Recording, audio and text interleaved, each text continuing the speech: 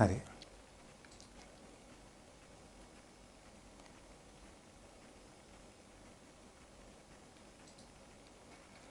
තිරුවන් සරණයි කරුණාවන්ත ගුණබර සත්පුරුෂ පින්වතුනි.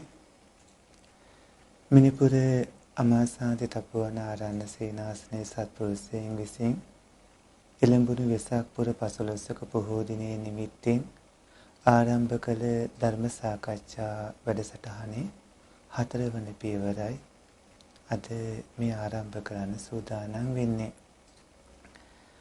රත්නපුර පදිංචි සුපින්වත් ව්‍යාපාරික ජයලාල් ප්‍රේමසිංහ මැතිතුන් එම පින්වන්ත මැතිණිය සුපින්වත් සාන්තිරන්තුංග මැතිණිය එම පුතණුවන් දියණිය විසින් නිර්මාණය කළ මිනිපුර අමාසාන්ති තපෝවන ආරණ්‍ය සේනාසනයේ සිට සජීවීව පින්වත් ඔබ අහන දහම් ගැටළු වලට පිළිතුරු ලබා දෙන්නේ සූදානම් වෙන්නේ. සත්පුරුෂ පින්වතුනි, පළමුව දේවතා ආරාධනාවන් කරන්නට සූදානම් වෙන්නේ. සමන්ත චක්කවාලීසු අත්‍රා ගච්ඡන්තු දේවතා සද්ධම්මං මුනි රාජස් සුනන්තු සග්ග මොක්ඛදම් ධම්ම ශ්‍රවණ කාලෝ අයං බදන්තා ධම්ම ශ්‍රවණ කාලෝ අයං බදන්තා ධම්ම ශ්‍රවණ කාලෝ අයං බදන්තා.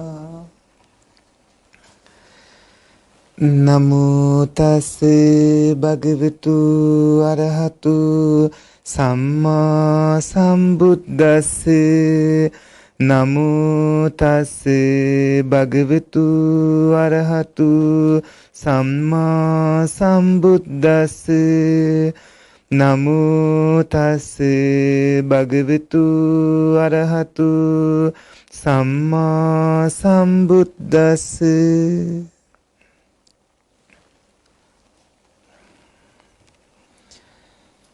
කරුණාවන්ත ගුණබර සත්පුරුෂ පින්වතුනි, මිනිපුර අමාසාන්ති තපෝවන ආරණ්‍ය සේනාසනයේ සිට සජීවීව සිදු කරන ධර්ම සාකච්ඡා වැඩසටහන මේ ආරම්භ කරන්නේ. පින්වතුනි, වෙසක් පොහොය නිමිති කරගෙන ආරම්භ කරපු ධර්ම සාකච්ඡා වැඩසටහන් මාලාවේ 4 වෙනි පියවර පවත්වද්දී පොසොන්පුර 15ක පොහෝ දිනයත් උදා වෙනවා. තව දින කිහිපයකින් අනුබුදු මිහිඳු මහරහතන් වහන්සේ ශ්‍රී ලංකා ධානී තලයට දඹදිව සිට සම්බුදු සසුන දායාද කරන්නට පින්වත්නි පොසොන්පුර 15ක බොහෝ දිනයක ලංකාවට වැඩම කළ බව ඔය ඇත්ත දන්නවා. අනුබුදු මිහිඳු මහරහතන් වහන්සේ දඹදිව ධර්මාශෝක අධිරාජයාගේ ජ්‍යෙෂ්ඨ පුතණුවා. මොග්ගලී පුත්තිස්ස මහරහතන් වහන්සේගේ ශිෂ්‍ය රත්නයක් විදිහට සම්බුදු සසුනට ඇතුළත් වුණු අනුබුදු මිහිඳු මහරහතන් වහන්සේ පින්වතුනි එදා ශ්‍රී ලංකා ධානී තලයට වැඩම කිරීම සමගම ශ්‍රී ලාංකීය ජනතාව සදැහැති බෞද්ධයින් බවට පත් වුණා. මේ පින්බර පුරපසළොස්වක පොහෝ දිනේ ආසන්න වෙනකොට අපි ඔය ඇත්තන්ට අදත් ධර්ම සාකච්ඡාවන් පවත්වමින් පින්වත්නි දහම් කරුණු කීපයක් කියා දෙන්නට බලාපොරොත්තු වෙනවා. සම්මා සම්බුදු මෙහෙණියන් වහන්සේ ලොවට විවර කරන ඒ උතුම් චතුරාර්ය සත්‍ය ධර්මයේ මිසිත සී සද්ධර්මය අපි වගේ ස්වාමීන් වහන්සේලා පින්වතුනි අතීතයේ වැඩ සිටිය පින්වත් ස්වාමීන් වහන්සේලාට පින් සිදුවන්නට දැන ඉගෙනගෙන කටයුතු කරන්න පුළුවන්කම ලැබිලා. ඒ අතීත පින්වත් මහා සංඝරත්නයට নমස්කාර කරමින් පින්වතුනි අපේ ශක්ති පමණින් අපි බොහොම පුංචි, ඊටාම පුංචි අපේ ශක්ති පමණින් මේ කරුණු කියලා දෙන්නටයි බලාපොරොත්තු වෙන්නේ. ඔයත් අහලා තියෙන පළවෙනි ප්‍රශ්නය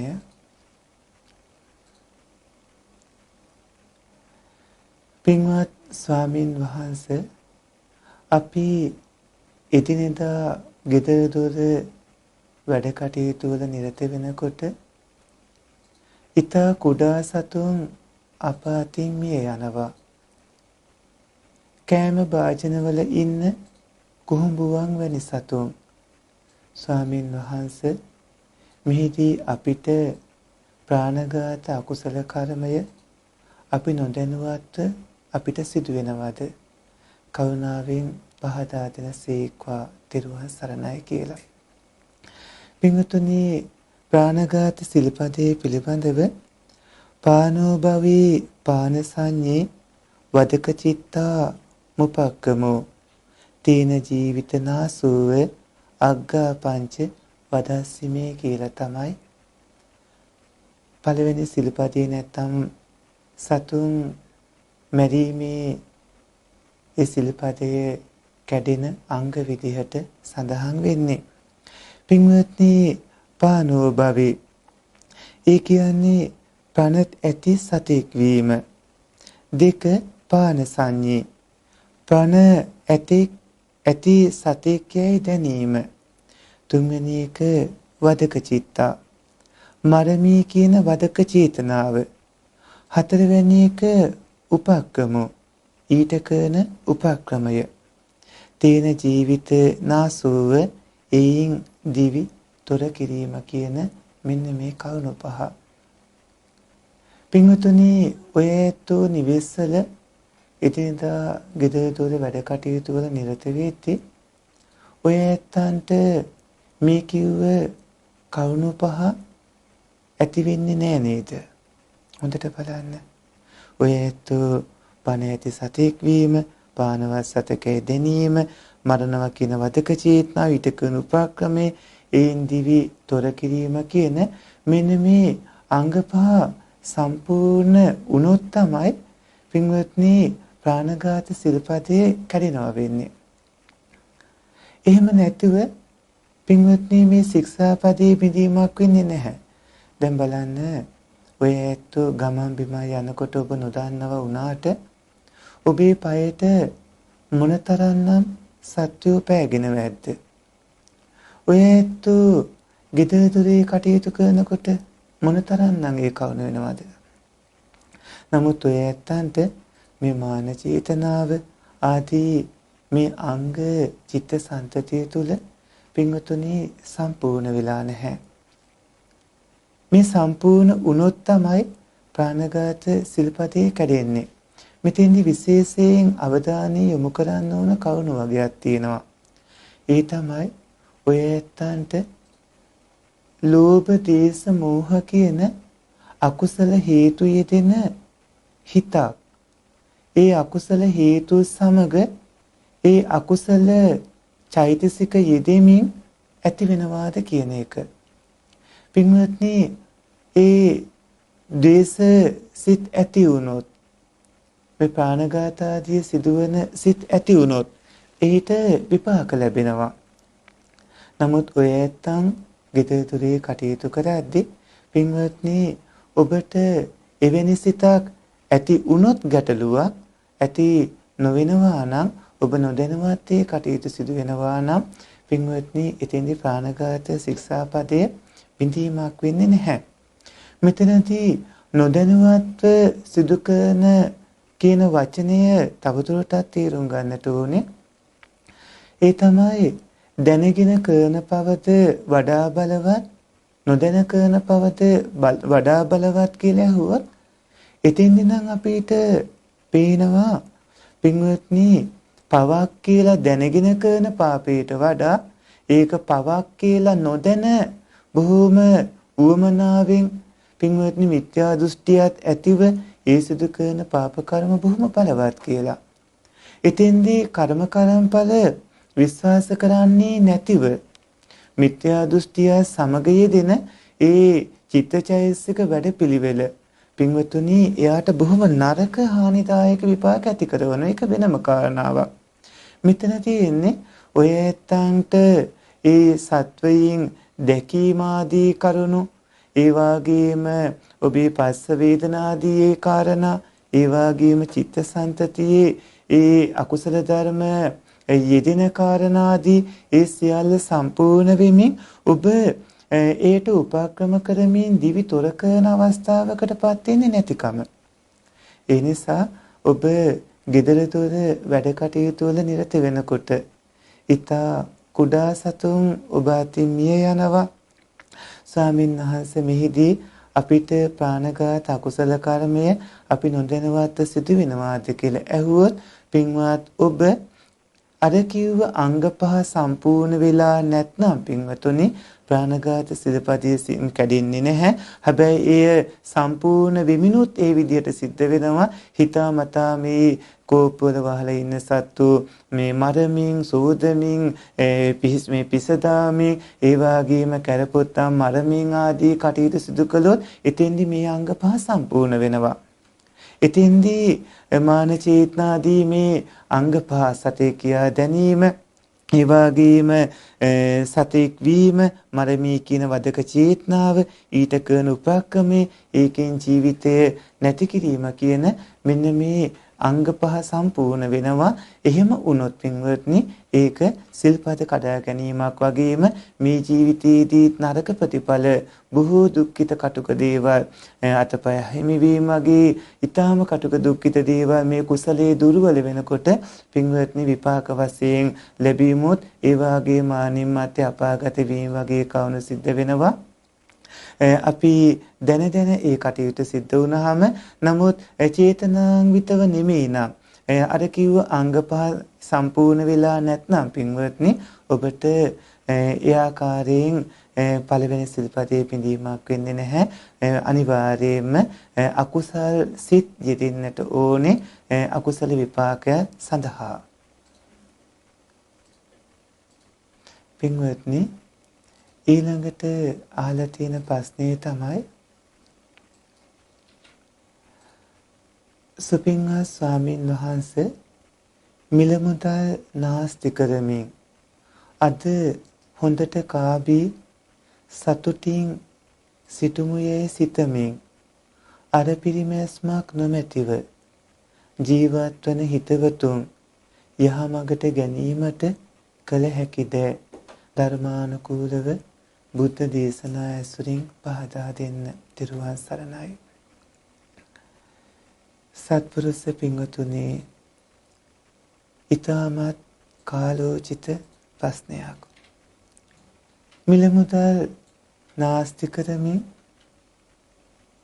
උච්චේත දෘෂ්ටි ඇතිව හුඟක් වෙලාවට ඉන්නකම් කාලා බීලා විනෝද වෙලා කටයුතු කරන්න ඕනේ මෙතකින් සියල්ල අවසන් වෙනවා කියලා හිතන අයට ඇති වෙන්නේ උච්චේත දෘෂ්ටිය.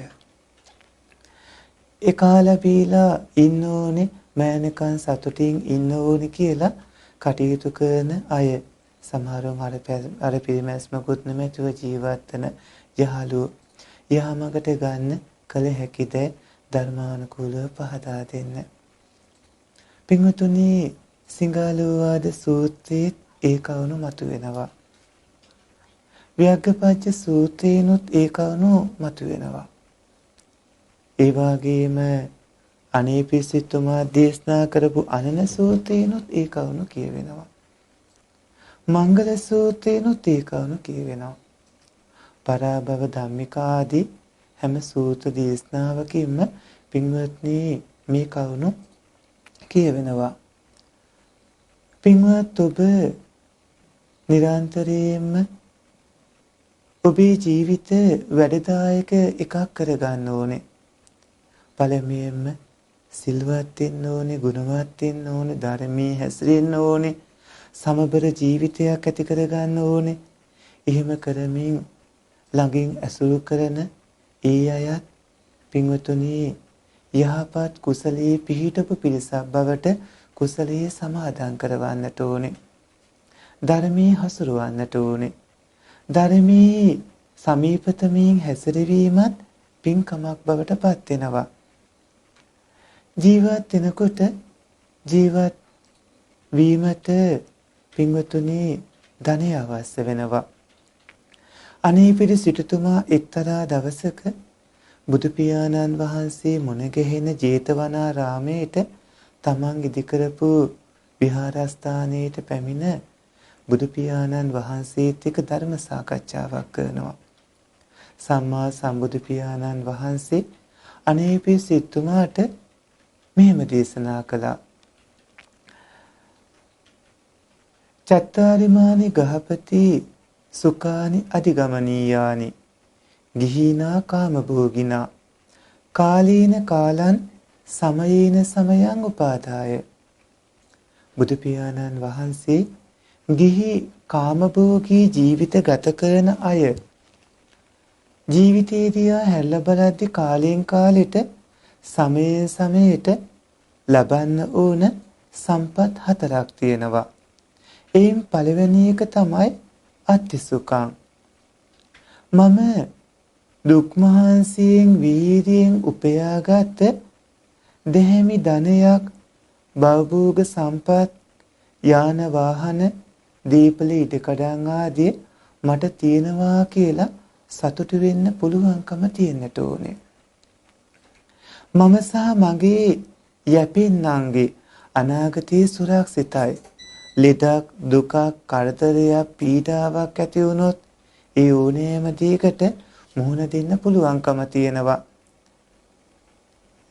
අත්ති සුඛං කියන උපයාගත් ධනේ භවභෝග සම්පත් ආදී තියෙනවා කියලා සතුටු වෙන්න පුළුවන්කම තියෙන්න ඕනේ. දෙවෙනි එක තමයි භෝග සුඛං. ඒ උපයාගත් ධනය භවභෝග සම්පත් ආදී තමන් සහ තමන්ගේ යැපෙන්නම් හොඳට බුද්ධි විඳිනවා. ඇතිතරම් මෙලොවට පාළුවට ඕන කරන පින්දහම් ආදියත් කරගන්නවා කියලා පින්වත්නි සතුටු වෙන්න පුළුවන්කම තියෙන්නට ඕනේ. තුන්වෙනි එක තමයි අනන සුඛං කියන්නේ. අනන සුඛං කියන්නේ තමන් කාටවත් කිසිම දෙයක් කිසිම විදිහකින් ණය නැහැ කියලා සතුටු වෙන්න පුළුවන්කම තියෙන්නත් ඕනේ. පින්වත්නි කිසිම දෙයක් කිසිම කෙනෙක්ට කිසිම විදිහකින් ණය නැහැ. පුංචි දෙයක් හෝ ලොකු දෙයක් හෝ ණය නැති කෙනෙක්ගේ හිත මොනතරම් සැහැල්ලුයිද? මනවින් තනේ කලමනාකරණය කරගෙන ලෙඩ රෝගවලට මුල් වෙන කිසිදු විදිහකින් මත්ද්‍රව්‍ය ආදී දේ ශරීරගත කරගන්න නැතුව ඒ වගේම මව්පියන් අබසමියන් දූ දරුවන් සියලු දෙනා රැක බලාගෙන අනාගත ජීවිතයටත් කිසිදු අපහසුාවක් නැතුව ධන දාන්‍ය භවභෝග සම්පත් ආදී සුරක්ෂිතව තිබෙමින් තමන් සහ තමන්ගේ යැපෙන්නම් සියලු දෙනාට පහසුවෙන් කටයුතු කරන්න පුළුවන් විදිහට කටයුතු කරගනිමින් පින්වත්නි කිසිම කෙනෙක්ට කිසිම ණයක් නැතිව කටයුතු කරන අයට චිත්තසංතතිය තුළ පුදුම සැහැල්ලුවක් ඇති වෙනවා. ඒ වගේම ඒ ජීවත් වෙන්නට කටයුතු කරපු ආකාරයේ අනුව පාරමිතා ධර්මාදී කවුනොත් වැඩිමින් පින්වත්නි කුසලියොත් හොඳට සත්‍යමත් වෙලා. ඒ වගේම හතරවෙනි එක තමයි අනවජ්‍ය සුඛං. බුදු පියාණන් වහන්සේ කලින් කවුණු තුන අනේපිසිතුමා දේශනා කරලා හතරවෙනි කවුණ දේශනා කරද්දී විශේෂයෙන්ම දේශනා කළා. මේ කරුණ අතරේ කලින් කිව්ව තුන මේ හතරවෙනි කවුණත් එක්ක බැලුවාම 16න් පංගුවක් තරම්වත් වටින්නේ නැහැ. මෙතන වටිනාම දේ තමයි මේ හතරවෙනි කවුණ. ඒ තමයි අනවජ්‍ය සුඛං. අනවජ්‍ය සුඛං කියන්නේ මගේ කයින් කිසිම කෙනෙක්ට කිසිම වරදක් සිදු වෙලා නැහැ. සතුන් මැරීම, සොරකම් කිරීම, කාමයේ වර්ධවා හැසිරීම කියන ඒවා තමයි කයින් කියන වැරදි. ඒ කියන පළවෙනි සිල්පත් තුන ආරක්ෂා කරනවා. මගේ වචනයෙන් කිසිම කෙනෙක්ට කිසිම වරදක් සිදු වෙලා නැහැ. බොරු කීම, කීලාම් කීම, සැරපවස වචන කතා කිරීම, හිස් වචන කතා කිරීම කියන මේ කරුණු තමයි පින්වත්නි වචනයෙන් කියන ඒවා. එතකොට ඒ කරුණු හතර සිද්ධ වෙලත් නැහැ. ඒ වගේම මගේ ජීවනෝපාය ගත්තාම, මගේ සිතින් ගත්තාම, මගේ සිතින් කිසිම කෙනෙක්ට කිසිම වරදක් සිදු වෙලා නැහැ. එතනදී පින්වත්නි සිත කිව්වහම අවිද්‍යාව, ව්‍යාපාදේ, මිත්‍යා දෘෂ්ටිය කියන මේ කවණු. මේ දස අකුසල එතකොට කරන්නේ නැති කෙනෙක්ගේ ජීවනෝපාය බොහොම තැහැමි එකක්. මේ දස අකුසල කරන්නේ නැති කෙනෙක්ගේ ජීවත් වීමේ වැඩපිළිවෙල ඊටාම සුවදායී එකක්, ඊටාම සුරක්ෂිත එකක්. ඒ නිසා ඔය ඇත්තෝ බුද්ධ දේශනා අනුව මේ කවුණ අහනකොට පින්වත්නි මංගල සූත්‍රය හදාලේ කවුණ දැනීගෙන ගන්න. ඒ කර්ණීයමෙත සූත්‍රේනොත් බොහෝ කවුණු ගන්න පුළුවන්. ඒ වගේම ඔය ඇතු ව්‍යග්ගපච්ච සූත්‍රයේදී චත්තාරිමානි ගහපති ආදී විදිහට බුදු පියාණන් වහන්සේ ව්‍යග්ගපච්ච සූත්‍රය දේශනා කළා. පින්වත්නි සම්පරාහිතය සංවත්තන්ති සම්පරාය සුඛාය ditta dhamma hitaya සංවත්තන්ති ආදී විදිහට මෙලොව හිතසුව පිණිස බලපාන කවණු හතරක් තියෙනවා. පරලොව හිතසුව පිණිස බලපාන කවණු හතරක් තියෙනවා. උට්ටාන සම්පදා, ආරක්ක සම්පදා, කල්යාණ මිත්‍රතා, සමජීවිකතා මෙලොවටත්, ඒ වගේම සද්ධා සම්පදා, සීල සම්පදා, ත්‍යාග සම්පදා, ප්‍රඥා සම්පදා ආදී පරලොව වශයෙන්ොත් බුදු පියාණන් වහන්සේ දේශනා කළා. ඒ වගේම ඔය පින්වත්නි ධම්මික වගේ සූත්‍ර දේශනා, මංගල සූත්‍රයේදී කියවෙන සූත්‍ර දේශනා පවා පුතදාර සංඝෝ ආදී විදිහට ඒ හැම විදිහකින්ම කවුණු කානා දැන ඉගෙනගෙන ඔය ඇත්තන්ගේ සමීප හිත මිතුරන්ට කවුණු කියලා දෙන්න. ඒ ඇව යහ මාර්ගයට ගන්න. ඒ ඇගේ ජීවිත කියන්නේ හැම මොහොතකම ඇතිව නැතුව යන ධර්මතා බව තීරුම් කරවන්න. ඒ උදවියට බොහෝම කරුණාවෙන් මෛත්‍රියෙන් දැන් ගත කරන ජීවිතයේ සුවපත් සුඛිතමවිතව ගත කරමින් අවශ්‍ය කරන දාන සීල භාවනාදී පුණ්‍ය කර්මියෝ සිදු කරමින් පාරමිතාදී සම්පූර්ණ කරමින් හේතු සම්පත් මොහු කුරාගෙන කටයුතු කරන විදිහටත් ඒ වගේම මෙලෝ සුඛිතමවිත වන විදිහටත් පාලෝ සුඛිතමවිත වන විදිහටත් පින්වත්නි මඟ පෙන්වන්න.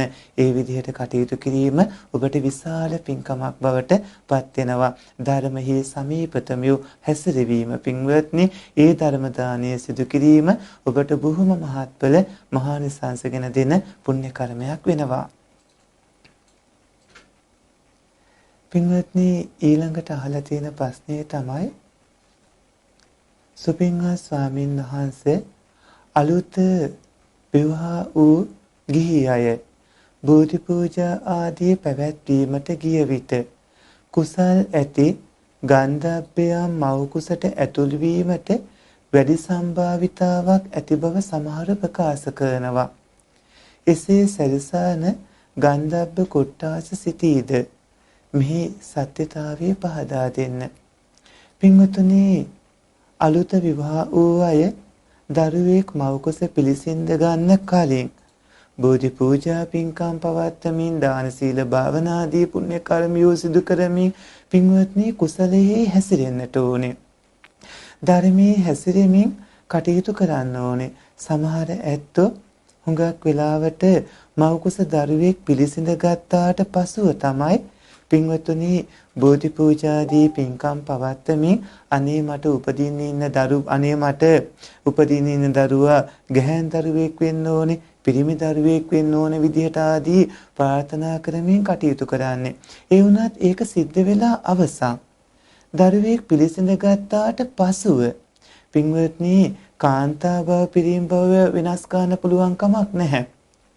එහෙම නැත්නම් ඒක වෙන්න නම් පරිවර්තනයක් වෙන්නට ඕනේ. යාගේ කර්මජ ස්වභාවයත් එක්ක පින්වත්නි හරියට අර එක සිටුතුමෙක් මේ මහා කච්චායන මහරහතන් වහන්සේගේ මේ සිරුර දැකලා තමන්ගේ බිරිඳ හා සමානව මෙවැනි සිරුරක් ඇති ඒවා කියලා හිතපුවේ චිත්තයේ ස්වභාවය ආදී කවුණු වගේ පින්වත්නි එහෙම දෙයක් වෙන්න ඕනේ.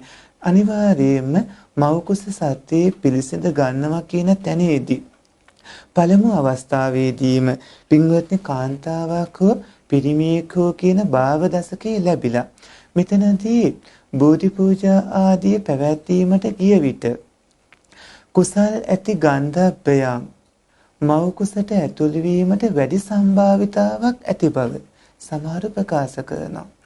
පින්වත්නි ගන්ධබ්බ කියන වචනයෙන් සඳහන් වෙන වෙනස් සත්‍ය කොටසක්. මෙතන මව් කුසට පැමිණීම වෙනුවෙන් අතරමැද යම්කිසි උපතක් නැතිව සැරසාන අන්තරාභව පිරිසක් නැහැ. අන්තරාභවයක් කියලා දෙයක් නැහැ. ඒක මහායානේ තමයි කතා කරන්නේ. නමුත් මෙතන ගන්ධබ්බයන් මව් කුසට ඇතුළු වීමට වැඩි සම්භාවිතාවක් තියෙනවා කියලා සමහරුන් කියද්දී ඒ අය අන්තරාභවයක් ගැන හිතන්නේ. පින්වත්නි මිය ගියාට පස්සේ නැවත තැනක උප්පත්තිය ලැබනකම් අතරමැද සැඳෙන තැනක් නැහැ. ඔය ඇත්තු සංඛාරපච්චය විඥානං විඥානපච්චය නාම රූපං කියන තැනට ගිහිල්ලා ඒ නාම රූපයන් පවත්තන පත්‍ය ධර්මයන්ට යනකොට ඒ නාම රූපයන්ගේ පැවැත්මට ඕන කරන හේතු අතරේ රූපීට කර්මයේ සිත උණුසුම ආහාර ආදී කවුණු බලපානවා. නාමයන්ටත් ප ဋ ාණ ආදී කවුණු එක බලනකොට බොහෝ කරුණු බලපානවා. පින්වත්නි ඒ කරුණුත් එක්ක අනිවාර්යයෙන්ම තේරුම් ගන්න ඕනේ මෙතන අන්තරාභවයක් එහෙම නැත්නම් ගන්ධබ්බේ කියලා එහෙම ගැවසෙන කෙනෙක් නැහැ. නමුත් ඔබ පින්දහම් සිදු කරද්දී බෝධි පූජාදී පින්කම් කරනකොට බොහෝම සුවදායි පුණ්‍ය කුසලයන්ගේ හැසිරෙනකොට සිල් ගන්නකොට භාවනා කරනකොට ධර්ම සාකච්ඡා පවත්වද්දී පින්වත්නි මනුස්ස භූමියෙන් වේවා දිව්‍ය භූමි වලින් වේවා යම් යම් තැන්වල වාසනාවන්ත පුණ්‍යවන්තයෝ චුත වෙනකොට චුතිය සමගම ඔවුන්ගේ ප්‍රතිසන්දියට ඔය ඇත්ත යෝග්‍ය විදිහටපත් වෙලා ඔබ පිනෙන් පොහසත් වෙලා ඔය ඇත්තෝ ධර්මයේ හැසිරෙන හින්දා පුණ්‍යවන්ත ජීවිත ගත කරන හින්දා පිනෙන් පොහසත් කටයුතු කරන පින්වන්ත ඔය ඇත්තන්ට පින්වත්නි පුළුවන්කම ලැබෙනවා බොහොම වාසනාවන්ත පුණ්‍යවන්තයෙක් ඔබේ ජීවිතයට සමීප කර ගන්නට. ඒක අනිවාර්යයෙන්ම මව් කුස පිළිසිඳ ගද්දී ඒ මවගේ චේතනා කුසලයෝ පියාගේ චේතනා කුසලයෝ ඒ වාගේම මවට හටගන්න බොහෝ රූප කලාපයෝ පින්වත්නි චිත්තජ වශයෙන් කුසලජ රූපයෝ ඒ වාගේම කර්ම වශයෙන් ප්‍රවෘත්ති විපාක දීම් ප්‍රබල කුසලයෝ ඒ නිසා කුසලයන්ගෙන් පිරුණු රූප වේදනා සංඥා සංකාර විඥාන කියන පංච උපාදානස්කන්ධ වැඩපිළිවෙලක් පවත්වාගෙන යන පුණ්‍යවන්තයෝ අතරට අනිවාර්යයෙන්ම ප්‍රතිසන්දිය ලබන්නේ පින්වත්නි එවැනිම පුණ්‍යවන්තයෙක්ගේ චුතිය සමගම ඇතිවන ප්‍රතිසන්දි විඥානේ. ඒ නිසා ප්‍රතිසන්දි විඥානේ ප්‍රතිසන්දිය විදිහට පින්වත්නි පහළ වෙනවා අතර භවයක් නැහැ. මේ එහෙම නැත්නම් ගන්ධබ්බේ කියලා අතරමැද කෙනෙක් නැති බව තේරුම් ගන්නට ඕනේ.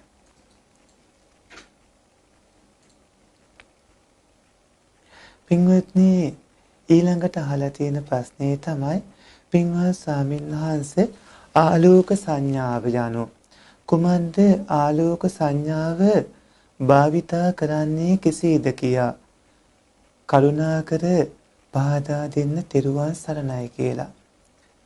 පින්වත්නි බේසකලා වනයේ අපේ මහමගලම් මහරහතන් වහන්සේ පැවිදි වුණු අලුත භාවනානි යෝගීව වැඩ ඉන්නකොට මේ විද්‍ය මුගලන් මහරහතන් වහන්සේ සෝහන් වෙලා හිටියේ. මුගලන් මහරහතන් වහන්සේ භාවනානි යෝගීව වැඩ ඉන්නකොට බුදු පියාණන් වහන්සේ දවසක් බලනවා මගේ පුතා මුගලන් මේ වෙලාවේ මොකද කරන්නේ කියලා. මේ වෙලාවේ මුගලන් මහරහතන් වහන්සේ නිදි කිරා වැටෙමින් හිටියේ. බුදු පියාණන් වහන්සේ ආලෝක ධාරාවක් යොමු කරලා තමන් වහන්සේ ළඟ ඉන්න බව දක්වමින් මොග්ගලන් මහරහතන් වහන්සේත් එක්ක සාකච්ඡා කරනවා. මොග්ගලන් මහරහතන් වහන්සේ අහන මොනවද කරන්නේ කියලා. මොග්ගලන් මහරහතන් වහන්සේ නින්ද ගිය බව ප්‍රකාශ කරනවා. ඒ වෙලාවේදී බුදු පියාණන් වහන්සේ තින මිද්දේ නැති කරගන්න කවුණු රහසයක් දේශනා කළා. ඒ අතර එකක් තමයි ආලෝක සංඥාව. පින්වත්නි, ආලෝක සංඥාව නැත්තම් ආලෝක ස්වභාවයක් ඇති කරගත්තාම එතනදී තින මිද්දේ නැතිවන ආකාරය දේශනා කළා.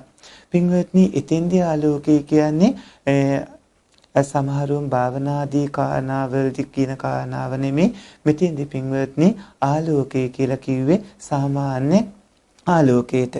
එතකොට සූර්යාලෝකය, පහන් ආලෝකය ආදී ඒ ආලෝකයට. පින්වත්නි, අහලා තියෙන ප්‍රශ්නේ හැටියට කියවෙන්නේ වෙනත් ආලෝකයක් ගැන. ඔබ අහලා තියෙන්නේ ආලෝක සංඥාව යන කුමක්ද? ආලෝක සංඥාව භාවිතා කරන්නේ කෙසේද කියලා. එතනදී අපිට පේන්නේ මේ භාවනා වේදී ඇතිවන ආලෝක සංඥාවක් ගැන ඔබ අහනවයි කියලා. පින්වත්නි, භාවනා කරනකොට නිමිති පහළ වීමේදී උද්ඝාන නිමිති, ප්‍රතිභාග නිමිති කියලා අවස්ථා දෙකක් තියෙනවා. මෙතනදී ඒ ඇතිවන ප්‍රතිභාග නිමිත්ත ආලෝක සංඥාවක් විදිහට ඔබ අරගෙන ඒ ප්‍රතිභාග නිමිත්ත පිළිබඳව වැදි වැටහීමක් ඇති කරගන්න එපා. පින්වත්නි, ආලෝක සංඥාවක් කියලා සමහරුන් ප්‍රතිභාග නිමිති ඇති වෙනකොට ඒක ව්‍යාප්ත කරන්න, අහපව හකුලවන්න, අහපව වතුරවන්න, හකුලවන්න විවිධ විදිහේ කවණු කියනවා. නමුත් එතකොට භාවනා කරපු අරමුණ අතුරුදහන් වෙලා. පින්වත්නි, භාවනා කරනකොට පින්වන්ත ඔය ඇත්තෝ හිතන ආනාපාන සති භාවනාව කියලා. ආනාපාන සති භාවනාවේදී නම් දිග හුස්ම ආස්වාසේ පස්වාසේ, කෙටි හුස්ම එහි ආස්වාසේ පස්වාසේ, පින්වත්නි නාසයේ අග සිත පිහිටුවමින් හොඳට දැනෙන විදිහට පුරුදු පුහුණු කරගත්තට පස්සේ ඔය ඇත්තන්ට ඒ ආස්වාසේ පස්වාසේ මුලත් මැදත් අගත් නාසයේ අග මුරකාරයෙක් වගේ සිටීමින් ඉද්දි හොඳට දැනෙන්න පුරුදු වෙන්න පුරුදු කර ගන්නකොට පින්වත්නි ඔබට ඒ හුස්ම කියන අරමුණත් එක්ක ඊටාම හොඳට උද්ඝාන නිමිති ඇති වෙනවා. සමහරුන්ට උද්ඝාන නිමිති පහළ වෙද්දී ආනාපාන සති භාවනාවේදී පුළුම් රොඩක් වගේ, ඒ වගේම තවත් සමහරුන්ට වලාකුළු පොදක් වගේ, තවත් සමහරුන්ට මුතු ස්වභාවයක් වගේ විවිධ විදිහට දැర్శණය වෙනවා. ඒ දැర్శණය වෙන ආලෝකයකට එහෙම නැත්නම් ඒ යම්කිසි පැහැපත් ස්වභාවයකට අවධානය යොමු කළොත් ඔය නැත්නම් අර නිමිත්ත නැති වෙලා යනවා. ඒ කියන්නේ ඔය ඇත්තන්ගේ මේ ආස්වාස ප්‍රස්වාසයේ පිළිබඳ පිහිටවපු සිහිය නැතුව වෙනත් කාරණාවකට අවධානය යොමු වෙනවා.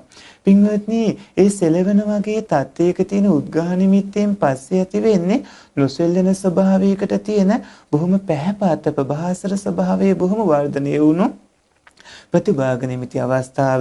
ඒ ප්‍රතිභාග නිමිති අවස්ථාවේදී උනත් ඒ ආලෝකාදී මේ යම් පැත්තකට ඔබේ අවධානය යොමු කරගෙන ඒ පිළිබඳ තණ්හාදී ඇති වුණොත් ඔය ඇත්ත ආස්වාස ප්‍රසවාසයෙන් මිදිලා. එතකොට ඔබ නැවත පිරිහීමක් වෙනවා. පින්වත්නි, මේ කරුණ භාවනාත් එක්ක දැනගන්න ඕන ස්වභාවයක්. ඒ නිසා ආලෝක සංඥාව කියන්නේ කුමක්ද කියලා අහුවාම පින්වත්නි, තින මිද්දාදී නැති කර ගැනීමට ආලෝක සංඥා උපදවා ගැනීම වෙනම කරුණක්. ඒ වගේම ආලෝක කසිනේදී පින්වත්නි කතා කරන කාරණාව වෙනත් කාරණාවක්. ඒ වගේම පින්වත්නි අපි මෙතන මේ උද්ඝාන ප්‍රතිභාග නිමිතිවලදී කතා කරන ඒ කාරණා වෙනම කාරණාවක්. ඒවා වෙනම විස්තර වශයෙන් දැනගෙන ගන්න ඕනේ. භාවනා කරද්දී ගුරුවරු ඇසුරේම කටයුතු කරන්නට ඔබ වග බලා ගන්නට ඕනේ. ගුරුවරුන්ගෙන් උපදේශයකින් තොරව, මඟ පෙන්වීමකින් තොරව පින්වත්නි භාවනා කරන්නට යන්න එපා. ගුරුවරුන්ගේ උපදේශ ඇතුව කටයුතු කරන්න.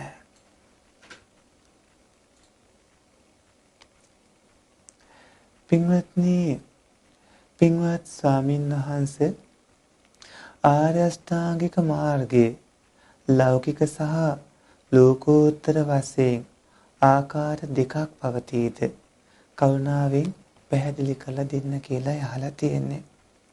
පින්වත්නි, ආර්යශ්‍රායක මාර්ගයේ ලෞකික වශයෙන්ුත් ලෝකෝත්තර වශයෙන්ුත් ආකාර දෙකක් වෙනවා. එතනදී ලෞකික වශයෙන් කොහොමද වෙන්නේ කියලා ඇහුවොත් ලෝකෝත්තර භූමියට පය තබනකම්ම පිළිපදින ආර්යශ්‍රායක මාර්ගයේ ලෞකිකයි. ලෝකෝත්තර භූමියට පය තබනකම්ම පින්වත්නි, ඒ සම්මාදිට්ඨිය, කම්මස්සගත සම්මාදිට්ඨිය, චතුසත්‍ය සම්මාදිට්ඨිය, ධ්‍යාන සම්මාදිට්ඨිය, විපස්සනා සම්මාදිට්ඨිය, මග්ග සම්මාදිට්ඨිය, ඵල සම්මාදිට්ඨිය ආදී විදිහට ඔයත් දැන ඉගෙන ගන්න. සම්මාදිට්ඨිය ඇති වෙන්න අනිවාර්යයෙන්ම පින්වත්නි යෝනිසෝ මනසිකාරය අවශ්‍යයිට පරතෝගෝසය ඕන. පරතෝගෝසය යෝනිසෝ මනසිකාරයයි සම්මාදිට්ඨිය ඇතිවන්නට අවශ්‍යමයි. නෙක්ඛම්ම සංකප්ප, අව්‍යාපාද සංකප්ප, අවිහිංසා සංකප්පයෝ සම්මා සංකප්පයෝ. සම්මා වාචා කිව්වා මුසාවාදා, පිසුනා වාචා, පරුසා වාචා, සම්පප්පලාපාවං. ඒ වගේම පින්වත්නි සම්මා කම්මන්ත කිව්වහම පාණාතිපාතා, අදින්නාදාන, කාමීස මිච්ඡාචාරා කියන මේ වාගෙන් වැළකීම. අර මුසාවාදාදීන් වැළකීම පින්වත්නි සම්මා වාචා. එතකොට සම්මා ආජීව කිව්වහම මේ සම්මා වාචා සම්මා කම්මන්තයන්ගෙන් යුක්තව දෙහැම උපයාගත් දෙහැමි තනියෙන් ජීවත් වීම පින්වත්නි සම්මා ආජීවය වෙනවා. සම්මා වායාම කිව්වහම සතර සම්‍යක් ප්‍රදාන් වීර්ය.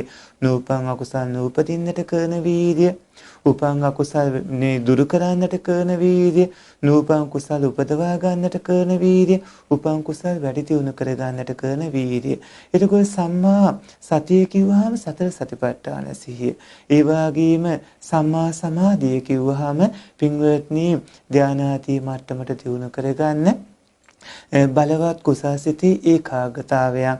මෙන්න මේ தත්ත්වය පින්වත්නි මාර්ග සිතක් ඇති වෙනකම්ම, ඒ කියන්නේ බෝධිපාශික ධර්ම 37 එකටම යෙදෙමින් ඒ පළවෙනි සෝවාන් මාර්ගයෙන් සක්කාදිට්ඨි, විචිකිච්ඡා, සීලබ්බත පරාමාසාදිය නැසනකම්ම පින්වත්නි ලෞකික අවස්ථාවේ තමයි පවතින්නේ.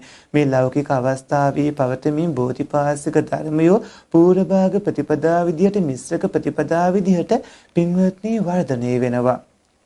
ඒ වගේම එය ලෝකෝත්තර භූමියට පය තිබ්බට පස්සේ, ඒ කියන්නේ සෝවාන් මාර්ගසිත ඇති වුණාට පස්සේ පින්වත්නි ඉන්පස්සේ ඇති වෙන්නේ සෝවාන් ඵලසිත.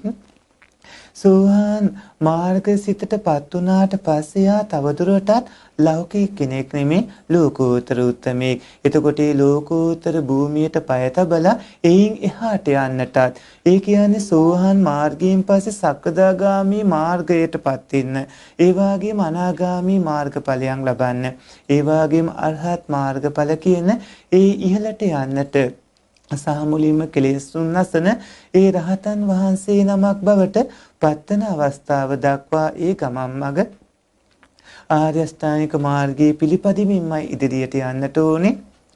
ඒ ගමන් මඟ ලෝකෝත්තර වශයෙන් ආර්ය අෂ්ටාංගික මාර්ගයේ වැඩිම වෙනවා. පින්වත්නි, ඔබ මතක් කරගන්න ආසිවිසෝපම සූත්‍ර දේශනාව. ආසිවිසෝපම සූත්‍ර දේශනාවේදී පින්වන්ත ඔය ඇත්තන්ට අර පින්වතුනි වදකයන් 5 දෙනා, මිත්‍ර වදකයා සර්පයෝ 4 දෙනා. ඒ වගේම පින්වන්ත ඔබට ඒ පල්හොරා තව ඉදිරියට යද්දී හම්බෙන හිස් ගෙවල් 6. ඒ වගේම පල්හොරු 6 දෙනා. මෙගොඩින් එගොඩ වෙන්න හදාගන්න පහුර. පින්වත්නි, ඒ දක්වා හිතන්න. එතකොට මෙගොඩින් එගොඩ වෙන්න හදාගන්න පහුර ආර්ය අෂ්ටාංගික මාර්ගයේ මේ කවුණකානා තේරුම් අරගෙන ස්කන්ධ ධාතු ආයතන ඉන්ද්‍රිය ආදී කවුණකානා තේරුම් අරගෙන පින්වත්නි පළවෙනි ඕගේ තානේ කරන කම් ඉන්නේ මෙගොඩ. ඒ කියන්නේ ලෞකික මට්ටමේ ඉන්නේ. පළවෙනි ඕගයෙන් එගොඩ වෙනවා කියලා කියන්නේ පින්වත්නි පළවෙනි භූමියට පය තියනවා කියන එක. ඒ කියන්නේ එතනදී ලෝකෝත්තර භූමියට පය තිබ්බා. ඉන්පස්සේ දෙවෙනි භූමියට යන්නත් පාවිච්චි කරන්නේ අර පහුරමයි ආර්ය අෂ්ටාංගික මාර්ගයමයි. තුන්වෙනි පියවර භූමියට යන්න පාවිච්චි කරන්නේත් අර පහුරමයි ආර්ය අෂ්ටාංගික මාර්ගයමයි. ඒ වගේම රහතන් වහන්සේ නමක් බවට පත් වෙන්නත් පින්වත්නි අර ආර්ය අෂ්ටාංගික මාර්ගයම තමයි අනුගමනය කරන්නට ඕන. ආර්ය අෂ්ටාංගික මාර්ගයේ ලෞකික සහ ලෝකෝත්තර වශයෙන් ආකාර දෙකක් පවතීද. සෝවාන් මාර්ගයට පත් වෙනකම් පින්වත්නි ලෞකික වෙනවා. එතකොට සෝවාන් මාර්ගයෙන් පස්සේ සක්‍රදාගාමි අනාගාමි අරහත් කියන ඒ උත්තම භූමියට පත් වෙන්නට ආර්ය අෂ්ටාංගික මාර්ගයමයි පිළිපදින්නට ඕනේ. පින්වත්නි ලෝකෝත්තර ආර්ය අෂ්ටාංගික මාර්ගය වෙනවා.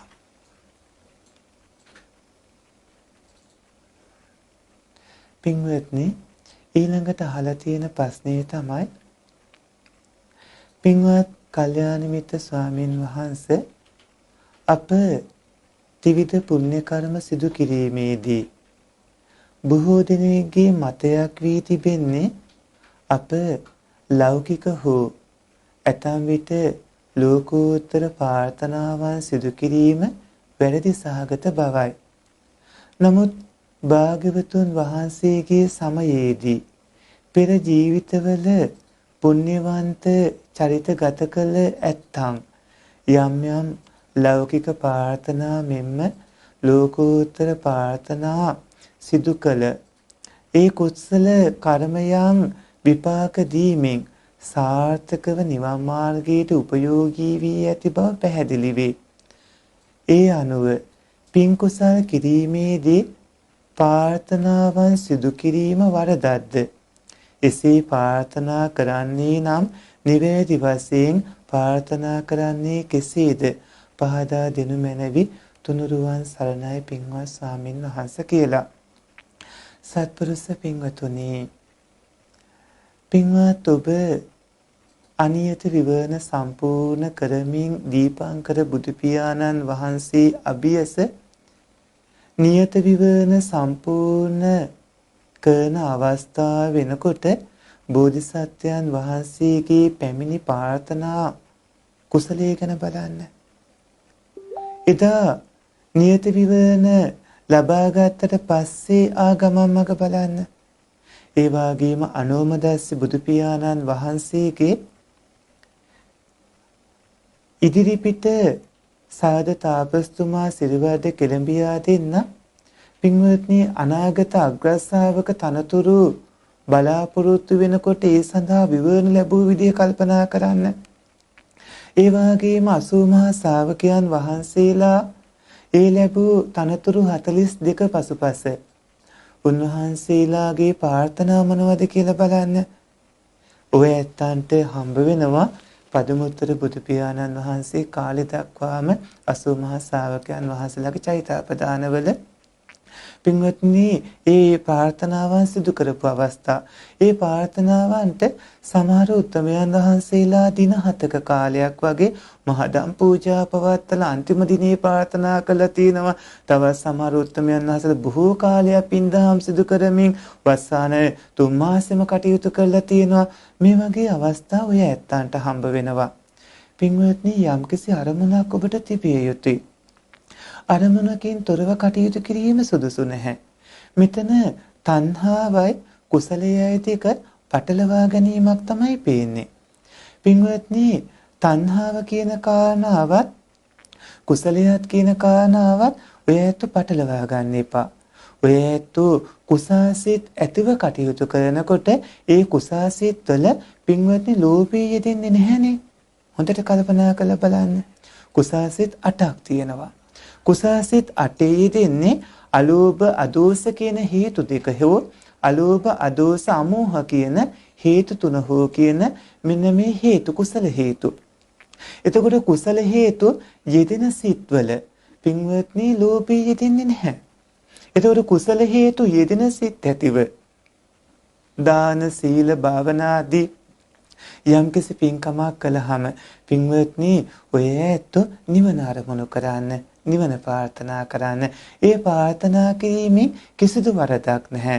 ඔය ඇත්ත ඒ ප්‍රාර්ථනාවේදී පින්වත්නි මෙහෙම දෙයක් වුණොත් ගැටලුවක් එනවා. ඒ තමයි නිවන අරමුණු කරන්නේ නැතුව ති හේතුක උත්කෘෂ්ඨ ඥාන සම්පයුක්ත කුසාසිත ඇතුව සිදු කරගන්න පුණ්‍ය කර්මයන්ගෙන් නිවන අරමුණු කරගන්න නැතුව ලෞකික දේවල් අරමුණු කර කළොත් පින්වත්නි එතනදී ඔය ඇත්තෝ අතරමං වෙනවා. දැන් අර අවුරුදු 100ක් මනුස්ස ලෝකෙ හිටියා පින්වත්නි තවතිසා දිව්‍ය ලෝකයෙන් චුත වුණු දේවතාවියක්. තවතිසා දිව්‍ය ලෝකයේ තමන්ගේ ස්වාමියා ඇත්තු දේවතාවියන් එක්ක උයනේ කීඩා කරමින් ඉන්නකොට ඇය එතනින් චුත වුණේ. මනුස්ස භූමියේ අවුරුදු 100ක් කාලයක් ජීවත් වුණා. නමුත් කල්පනා කළේ කලින් හිටිය ස්වාමියා ළඟට යන්න. කලින් ඉන්න හිටිය ස්වාමියා ළඟට යන්න කල්පනා කරමින් තමයි පින්දහම් කරමින් කටයුතු කළේ. හැබැයි ඒ බලාපොරොත්තු වුණු විදිහට ඒ තැන උප්පත්තිය ලැබුවා. නමුත් පින්වත්නි ඒක ලෞකික දෙයක්. ඒ දෙවියෝ එතනින් චුත වුණාට පස්සේ දෙවියොත් එතනින් මිය ගියාට පස්සේ වෙන්නේ මොකද්ද? එතනින් ඒ දේවතාවියත් යම් දවසක නැවත චුත වෙන්න වෙනවා. එතනෙහි හිටිය දෙවිවරුත් නැවත චුත වෙන්න වෙනවා. නැවත ඔවුන්ගේ කර්මානුරූප එක්ක අපාය උප්පත්තිය ලබන්න පුළුවන්. නරක තීසම් പ്രേත වගේ තැනක උප්පත්තිය ලබන්න පුළුවන්. ඒ වගේම කුසලයන් කරගත්තා නම් සුගතිය වගේ තැනක උප්පත්තිය ලබන්න පුළුවන්. ඒ නිසා පින්වත්නි ඔය ඇත්ත ලෞකික දේවල් ප්‍රාර්ථනා කරන්න නම් එපා. ඔබ පින්කම් කළාම පින්වත්නි නිවන අරමුණු කරන්න. නිවන අරමුණු කළාම නිවන් දකින්න අවස්ථාව අනිවාර්යයෙන්ම ති හේතුක උපතක්. නිවන් දකින්න නම් ති හේතුක උප්පත්තියක් ලබන්නම ඕනේ. ති හේතුක උප්පත්තිය ලබන්නේ එක්ක මනුස්ස භූමිය. එහෙම නැත්නම් පින්වත්නි දිව්‍ය භූමිවල. එහෙම නැත්නම් විනිපාතිකයේ චාතුරු මහරජගේ 15 කොට්ටාසයක්. එහෙම නැත්නම් බ්‍රහ්ම භූමිවල. මෙන්න මේ ති හේතුක උප්පත්තිය පින්වත්නි අනිවාර්යයෙන්ම අපිට ලබන්නට සිද්ධ වෙනවා. මේ මගපල ලබන්න නම් මාර්ගඵල ලබන්න ති හේතුකවත් බෑ, අහේතුක සුගතියනොත් බෑ. ඒ වගේම පින්වත්නි මාර්ගඵල ලබන්නට පුළුවන් කමක් නැහැ. අහේතුක දුගති සතර අපායේ ති හේතුක උප්පත්තියක් ලබන්න ඕනේ. ඔබ නිවන අරමුණු කළාම නිවන් දකින්න ඕන කරන හේතු සම්පත් ඇති. එවැනි ති හේතුක උප්පත්තිය පින්වත් ඔය ඇත්තන්ට පින්වත්නි අනිවාර්යයෙන්ම ලැබෙනවා.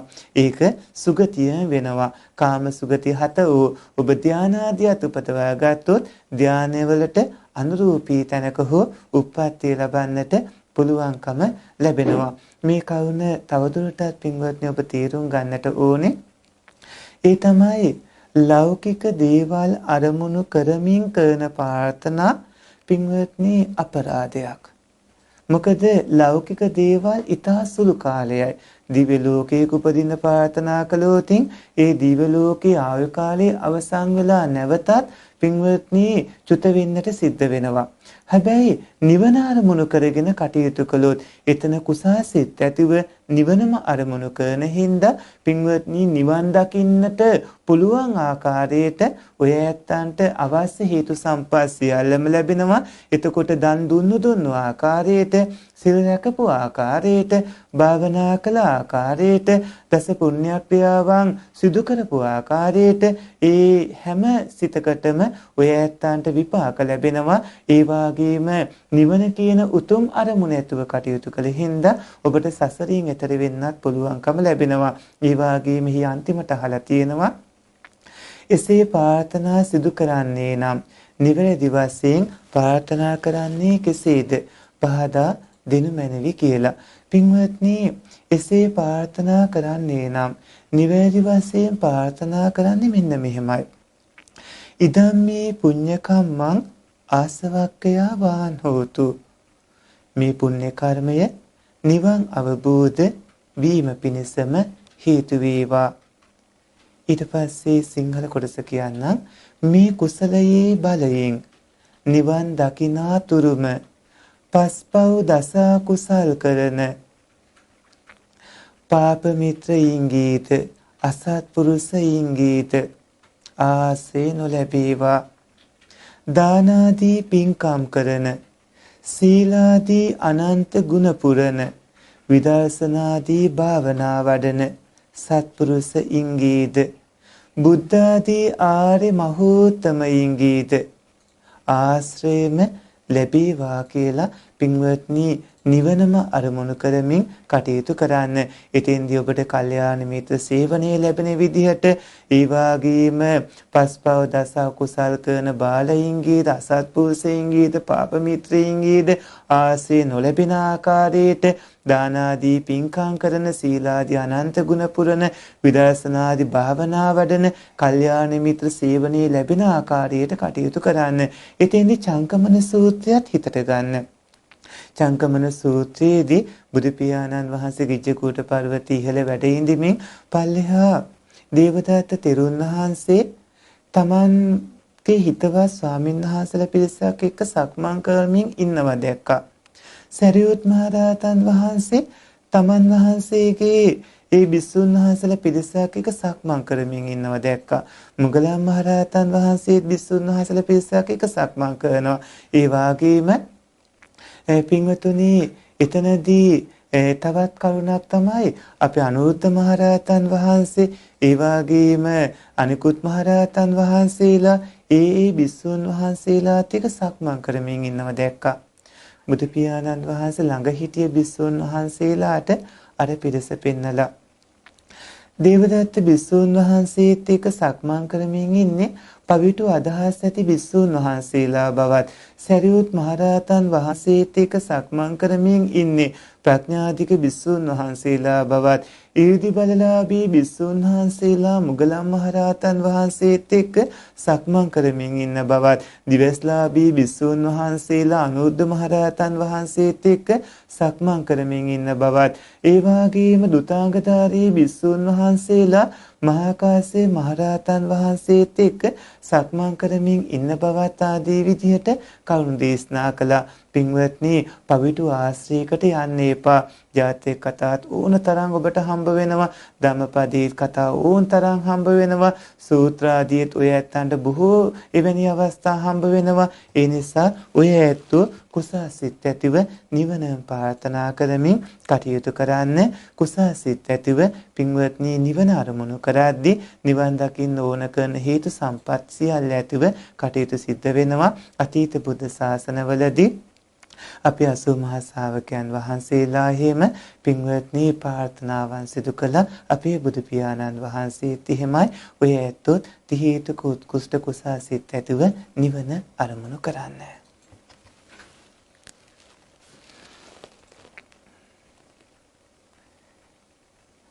සත්පුරුෂ පින්වත්නි ඊළඟට අහලා තියෙන ප්‍රශ්නේ තමයි අවසරයි ගෞරවනීය ස්වාමින් වහන්සේ පින් සහ කුසල් අතර වෙනස කුමක්ද? යම් කුසලයක් හෝ පිනක් කිරීමේදී ඇතිවන සිත්වල පිනයි කුසලයයි කියලා වෙන් කළ හැකිද? ඇතමෙක් පින සසරටත් කුසලයේ නිවනටත් යයි පවසනවා. ඥාන විප්‍රයුක්ත කුසල සිත් නිවනට යොමු වනවාද? පින් හා කුසලය වෙන් කරලා දැක්විය හැකි නම් පින් කිරීමේදී ඇතිවෙන්නේ කුමන සිත්දැයි පහදා දෙනමින් ගෞරවයෙන් ඉල්ලා සිටිමි කියලා. පින්වතුනි මේ කරුණ බොහෝම විවාදාපන්න කාරණාවක් බව ඇත්ත දන්නවා. පිරිසක් පින සහ කුසල් දෙකක් කියද්දී තවත් පිරිසක් එකක් කියනවා. හැම වෙලාවෙම අපි යම් දහම් කරුණක් ඇති වුණාම පුද්ගලික මතිමතාන්තර කිසිවක් නැතුව අවධානය යොමු කළ යුත්තේම සාරා සංකේය කල්පලක්ෂයක් මුළුල්හි උතුම් පාරමීතම් පුරලා ලෝතර සම්මා සම්බුද්ධත්වයේ අවබෝධ කරගත් ඒකාන්තමා තිලෝගුරු සම්මා සම්බුදු පියාණන් වහන්සේ දේශනා කළ සුත්තගීය වීයාකන ගාථා උදාන ඉති උත්තක ජාතක අබ්බූත ධම්ම වීදල්ල කියන නවංග සත්තු ශාසනය ඇතුළත් පින්වත්නි ත්‍රිපිටක බුද්ධ වචනයටමයි. ත්‍රිපිටක බුද්ධ වචනය ඒ විස්තර කරන අටුවා ටීකාදිය අත්හැරලා අපිට මේ කරුණ කතා කරන්නට පුළුවන් කමක් නැහැ. මෙවැනි දහම් කරුණක් මතුවනහම අනිවාර්යයෙන්ම කිසිදු වෙලාවක පුද්ගලික මතය ප්‍රකාශ කිරීමෙන් වළකින්නට ඕනේ. ඒට හේතුව තමයි යම් එක් අකුරක් හෝ වැරදුනොත් ඒ මතුවෙන්නේ සද්ධර්ම ප්‍රතිරූපකයක් හින්දා. පහුගිය කාලේ වැනි අවස්ථා ඕන තරම් ඔබ දැකලා තියෙනවා. ඒ නිසා පින්වතුනි අපි මුලින්ම අවධානය යොමු කරමු අභිධර්මයේ කොහොමද මේ කරුණ කියවෙන්නේ කියලා. අභිධර්මයේ ධම්මසංගණී ප්‍රකරණේ කුසලය අකුසලය ගැන සඳහන් වෙන්නේ මෙන්න මෙහෙමයි. කතමේ ධම්මා කුසලා තීනි කුසල මූලානි අලෝභෝ අදෝසෝ අමෝහෝ තං සම්පයුත්තෝ වේදනා කන්දෝ සංඥා කන්දෝ සංඛාරා කන්දෝ විඥාන කන්දෝ තං සමුට්ඨානං කාය කම්මං වචී කම්මං මනෝ කම්මං ඉමේ ධම්මා කුසල. කවර ධර්මයෝ කුසල වෙනවද යත් අලෝභ අදෝස අමෝහ කියන තුන් කුසල මූලයෝයි. ඒ අලෝභාදීන් හා එකට යෙදෙන වේදනා ස්කන්ධ සංඥා ස්කන්ධ සංඛාර ස්කන්ධ විඥාන ස්කන්ධයයි. ඒ අලෝභාදීන් විසින් පින්වත්නි හට ගන්වන කාය කර්ම වාක් කර්ම මනෝ කර්ම කියන මේවා කුසලයෝයි කියලා අභිධර්මයේ ධම්මසංගණී ප්‍රකරණේ කුසලයේ ගැන සඳහන් කෙරෙන්නේ. අභිධර්මයේ එතනම පින්වත්නි සඳහන් වෙනවා අකුසලයන් ගැනත්. කතමේ ධම්මා අකුසලා තීනි අකුසල මූලානි ලෝභෝ දෝසෝ මෝහෝ තදේ කට්ටාච කිලේසාතං සම්පයුත්තෝ වේදනා කන්දෝ සංඥා කන්දෝ සංඛාර කන්දෝ විඥාන කන්දෝ තං සමුට්ඨානං කාය කම්මං වචී කම්මං මනෝ කම්මං ඉමේ ධම්මා අකුසල. කවර ධර්මයෝද අකුසල වෙන්නේ? ලෝභය, දෝෂය, මෝහය යන මේ තුන අකුසල මූලයෝ. ඒ ලෝභාදියත් එක්ක එක් හිතක යෙදෙන කෙලෙස් ඒ ලෝභාදීන් හා සම්පයුක්ත වූ වේදනා ස්කන්ධ සංඥා ස්කන්ධ සංස්කාරා ස්කන්ධ විඥාන ස්කන්ධ ඒ ලෝභාදීන් විසින් සමුත්ථිත වූ කාය කර්ම වාක් කර්ම මනෝ කර්ම මේ ධර්මයෝ අකුසලයෝයි. පින්වත්නි අභිධර්මයේ ඊටාම පැහැදිලිව පින්වන්ත ඔය ඇත්තන්ට මේ කරුණ සඳහන් කරලා තියෙනවා. ඒ තමයි සම්මා සම්බුදු මෑණියන් වහන්සේ පරමාර්ථ දේශනාවේදී පින්වත්නි මේ සඳහන් කළ මේ දේශනා කළ මේ කරුණ ගැන කිසිදු විවාදයක් නැහැ. මොකද එතනදී පින කුසලාදී වචන දෙකක් නෙමේ සියල්ලම කුසල ධර්ම විදිහට බුදු පියාණන් වහන්සේ දේශනා කරලා තියෙනවා. සියල්ලම කුසල ධර්ම විදිහට. එතකොට කතමේ ධම්මා කුසලා තීන කුසල මූලානි කියලා කුසල මූල තුන ගැන දේශනා කරමින් පින්වත්නි කවුණු දේශනා කරලා තියෙනවා. ඒ වගේම ඉන්පස්සේ අපි ප්‍රඥාප්තියටදී කියන සම්මුති දේශනා සූත්‍ර දේශනාවලට ඇවිල්ලා මේ කවුණ කොහොමද විස්තර කරන්නේ කියන කාරණාවට අවධානය යොමු කරන්නට ඕනේ. පින්වත්නි සූත්‍ර දේශනාවලදී පින කියන සිංහල වචනේ පාලි වචනේ තමයි පුඤ්ඤං කියන එක. යම්කිසි හිතක පිරිසිදු වීමක් තියෙනවා නම් එය පුඤ්ඤ විදියට හඳුන්වනවා. හදයන් පුනාතීති පුඤ්ඤං චිත්තසංතානයේ පිරිසිදු කරන අර්ථයෙන් පින කියලා කියනවා. හදයන් කියන්නේ සිතට නමක්. එතකොට කුසලයේ කියන වචනය පින්වත්නි කෝසල සම්භූතාර්ථයෙන් කුසලයේ කියලා කියනවා. කෝසල කියන්නේ ප්‍රඥාවට නමක්. ප්‍රඥාවෙන් හටගන්නා දෙයට කුසලයේ කියලා කියනවා.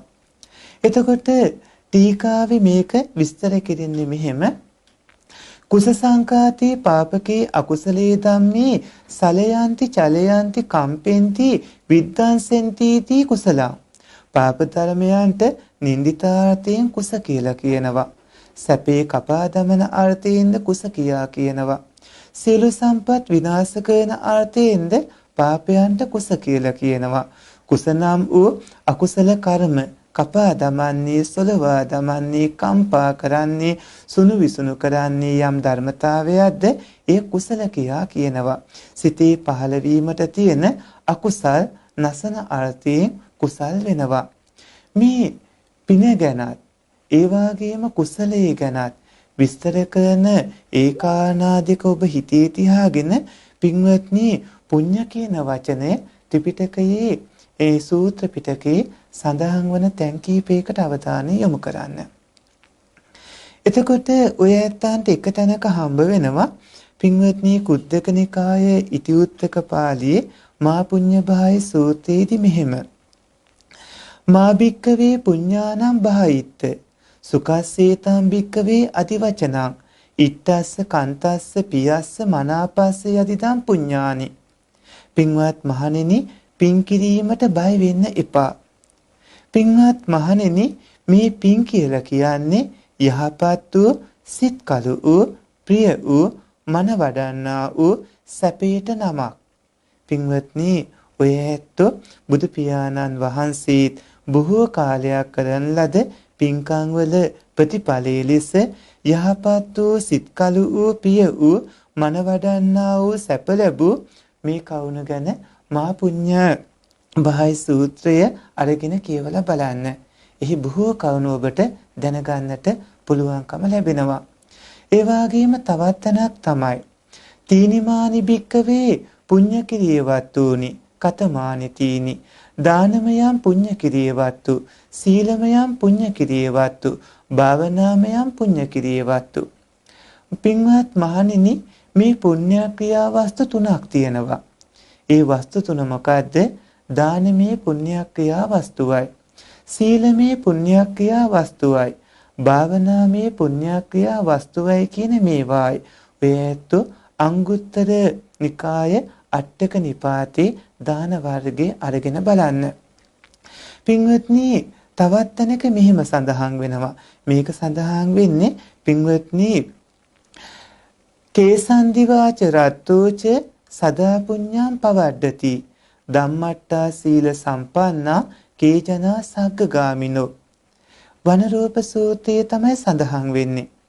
ඒ තමයි දහවලුත් රැත් හැම විටම කවුරුන්ගේද පින් වැඩෙන්නේ ධර්මයේ පිහිටි සීලවන්ත වූ කුමන මනුස්සයෝද සුගතියට යන්නේ කියලා එක දෙවි කෙනෙක් බුදු පියාණන් වහන්සේගෙන් අහනවා. සංයුත්ත නිකායේ වනරූප සූත්‍රය අරගෙන බලන්න.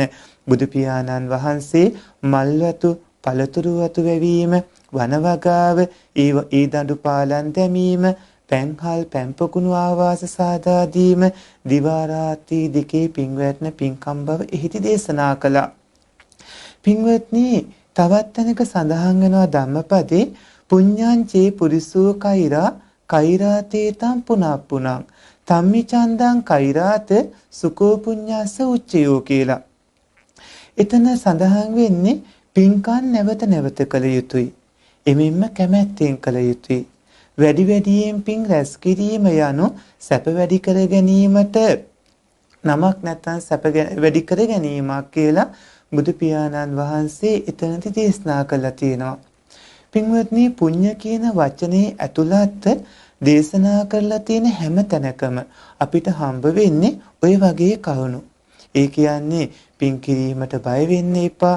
ඒ වගේම දස පුණ්‍ය ක්‍රියාවන් ඒ දස පුණ්‍ය ක්‍රියාවන් වෙනමයි දස කුසල් වෙනමයි. එතකොට අපිට හම්බ වෙන්නේ ඒ විදිහේ කාරණා. එතනදී ඊළඟට අපි කුසලයේ කියන එකට අවධානය යොමු කරන්න ඕනේ. කුසල කියන වචනය සඳහන් වන තැන් කිහිපයක් තියෙනවා. ඒ සඳහන් වන තැන් රාශියකින් අපි කිහිපයක් විතරක් ඔබට ඉදිරිපත් කරන්නම්. දීඝනිකායේ සම්පසාදනීය සූත්‍රයේ කුසල් පිළිබඳව තියෙනවා මෙහෙම හැඳින්වීමක්. අපරාම්පන බන්තේ ඒතදානුත්තරියං යතා භගවා ධම්මං දේසීති කුසලේසු ධම්මේසු තත්තිමේ කුසල ධම්මා සෙය්‍යති ඉදං චත්තාරෝ සතිපට්ඨාන චත්තාරෝ සම්මප්පදාන චත්තාරෝ ඉද්ධිපාදා පංචේන්ද්‍රියානි පංච බලානි සත්ත බොජ්ජංගා අරියෝ අට්ඨාංගිකෝ මග්ගෝ ඉදබන්තේ බිකු ආසවානං කය අනාසවං චේතෝ විමුක්තිං පඤ්ඤා විමුක්තිං දිත්තේව ධම්මේ සයං අභිඤ්ඤා සච්චිකත්තා උපසම්පජ්ජ විහෙරති කියලා. එතන සඳහන් වෙන්නේ භාග්‍යවතුන් වහන්සේ කුසල ධර්ම විශේෂ දහම් දෙසනසේක්ද මේ ඔබ කෙරෙහි වූ අනුත්තරීය ගුණයකි. සතර සතිපට්ඨානයෝය සතර සම්‍යක් ප්‍රධානයෝය සතර ඉද්ධිපාදයෝය පංච ඉන්ද්‍රියයෝය පංච බලයෝය සත්ත බොච්චංගයෝය ආර්ය අෂ්ටාංගික මාර්ගයේ යනු ඒ කුසල ධර්මයෝය.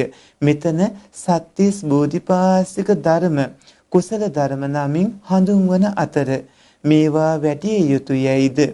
එසේ වැඩිමෙන් විමුක්තිය සාධනය කළ හැකි වෙතයිද උගන්වයි කියලා සඳහන් වෙනවා.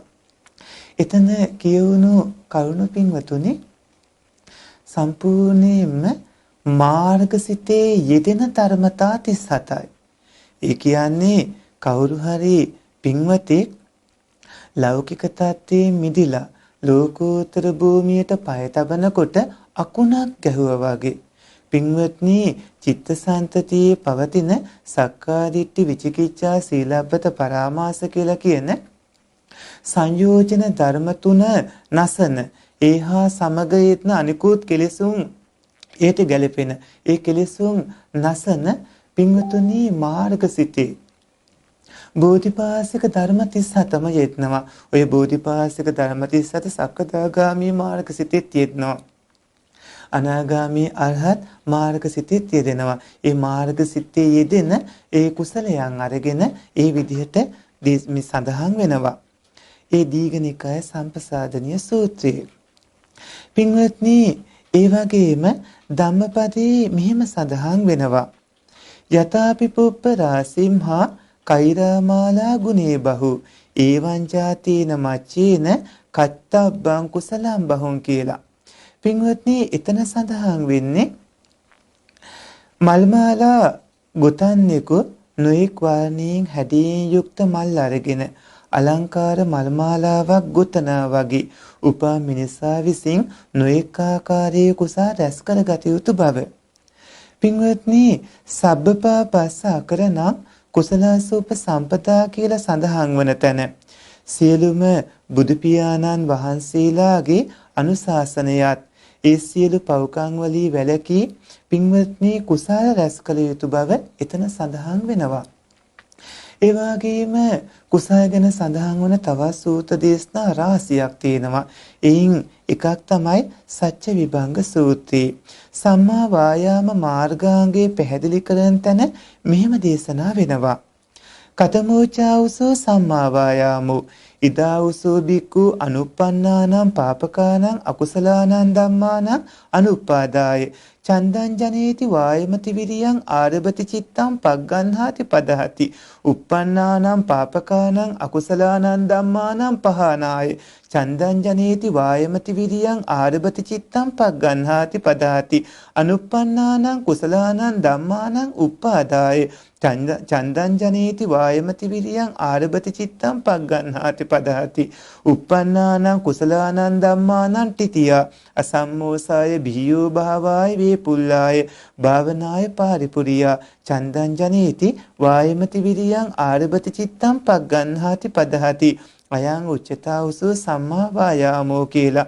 පින්වත්නි එතන සඳහන් වෙන්නේ නූපං අකුසල් නූපදීම පිණිස උපං අකුසල් දුරු කිරීම පිණිස නූපං කුසල් ඉපදවීම පිණිස උපං කුසල් වැඩි දියුණු වීම පිණිස කරන උත්සාහය පිළිබඳව මේ විදිහට පින ගැනත් කුසලයේ ගැනත් වෙන වෙනම වචන සඳහන් වෙන්නේ සූත්‍ර පිටකේ.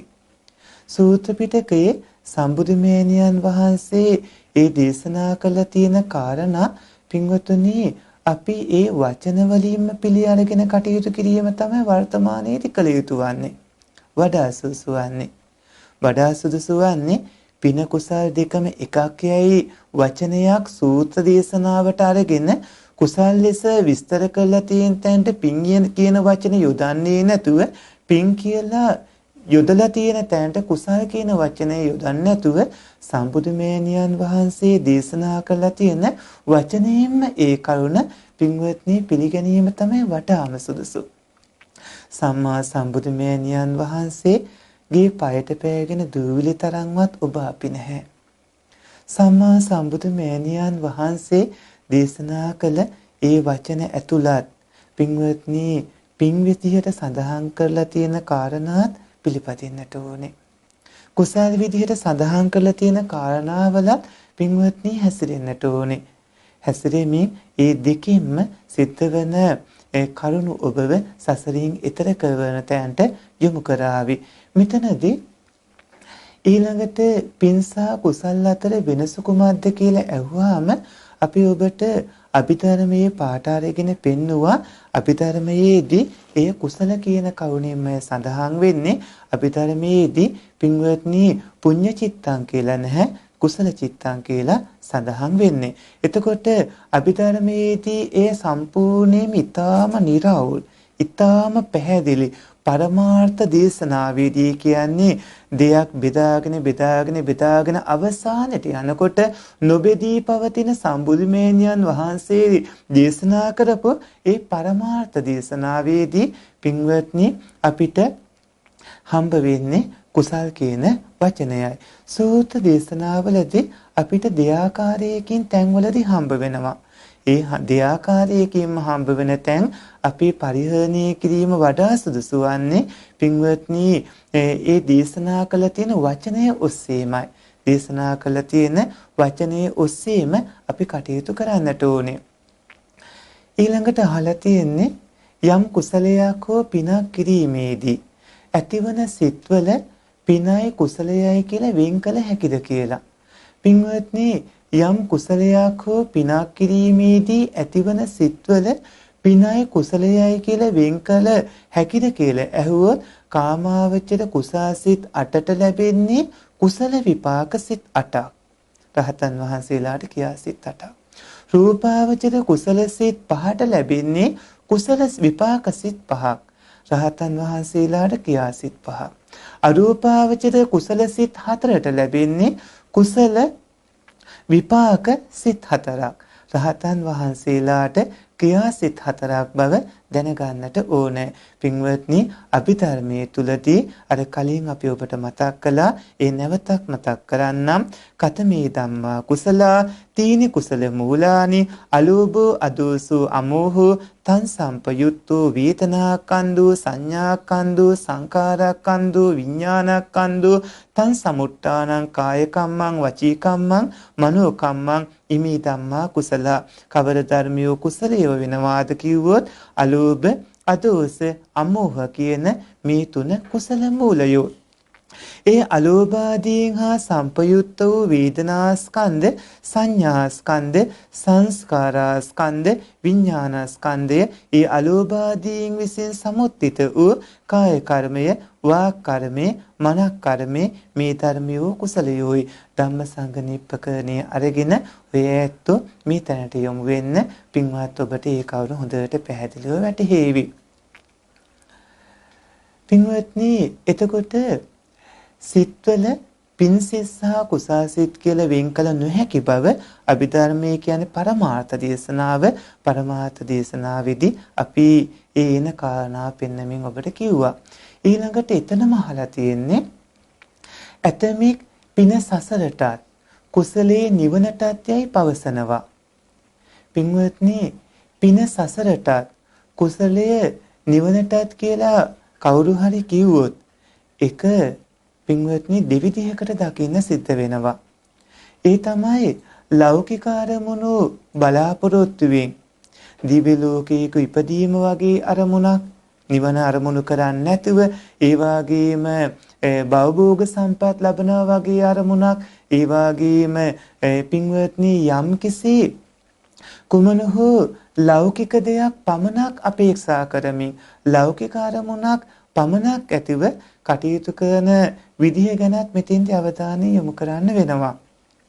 ඒ වගේම පින්වත්නි නිවන ගැන බැලුවාම දැන් ඔය ඇත්ත බලන්නකෝ දැන් ටිකට කලිනුත් අපි කිව්වා මහ බෝධිසත්වයන් වහන්සේ නියත විවරණ ලබන්නේ අනියත විවරණ පෙරුවා. ලෞතර සම්මා සම්බුද්ධත්වයේ ප්‍රාර්ථනා කළේ.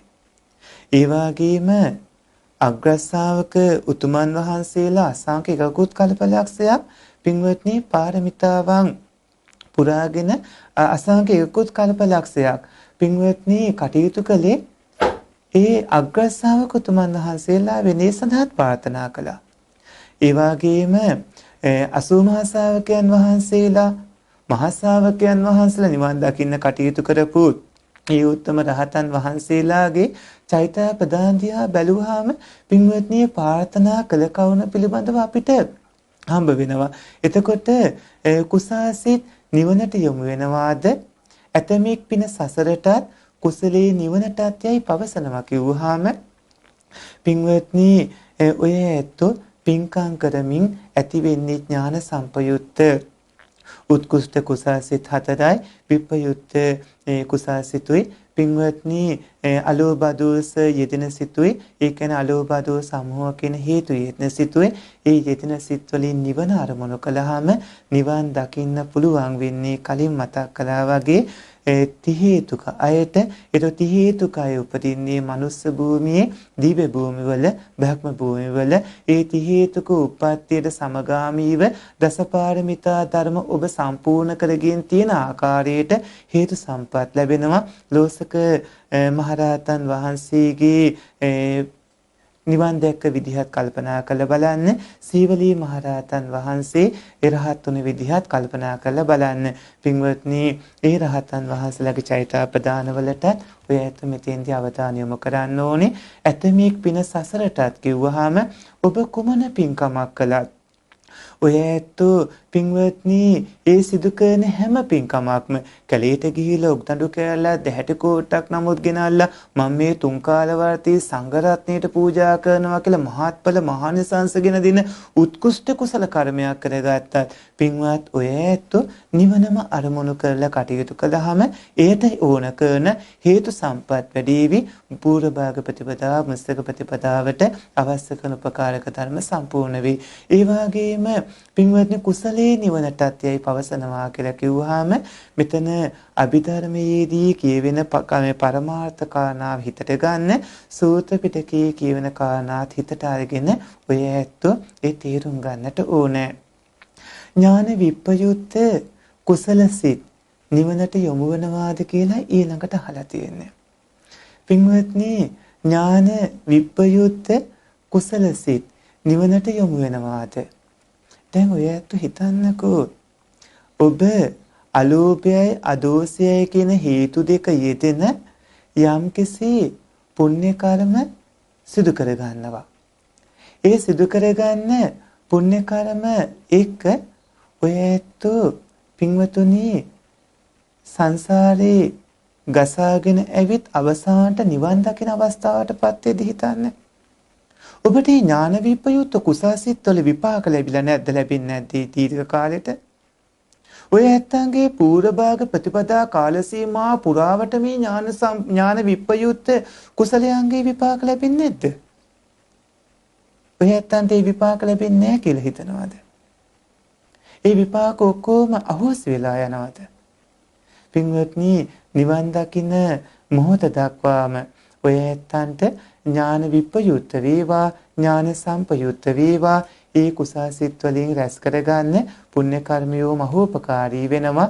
නමුත් නිවන් දැකීමේ තැනේදී අනිවාර්යයෙන්ම ඥාන සම්පයුත්ත කුසාසිතක් තමයි ඊට යෙදෙන්නේ පින්වත්නි ඒ ගමනේදී ඒ මනුස්ස ජීවිතයේදී නැත්නම් ඒ දිව්‍ය භූමියේදී නැත්නම් ඒ බ්‍රහ්ම භූමියේදී ඥාන විප්‍රයුක්ත කුසලයන්ගේ විපාකය ඔබට අතීත කුසලයන්ගේ විපාකය ඕනතරම් බුද්ධ විඳින්න පුළුවන්කම ලැබෙනවා ඔබට විපාක වශයෙන් ලැබෙනවා.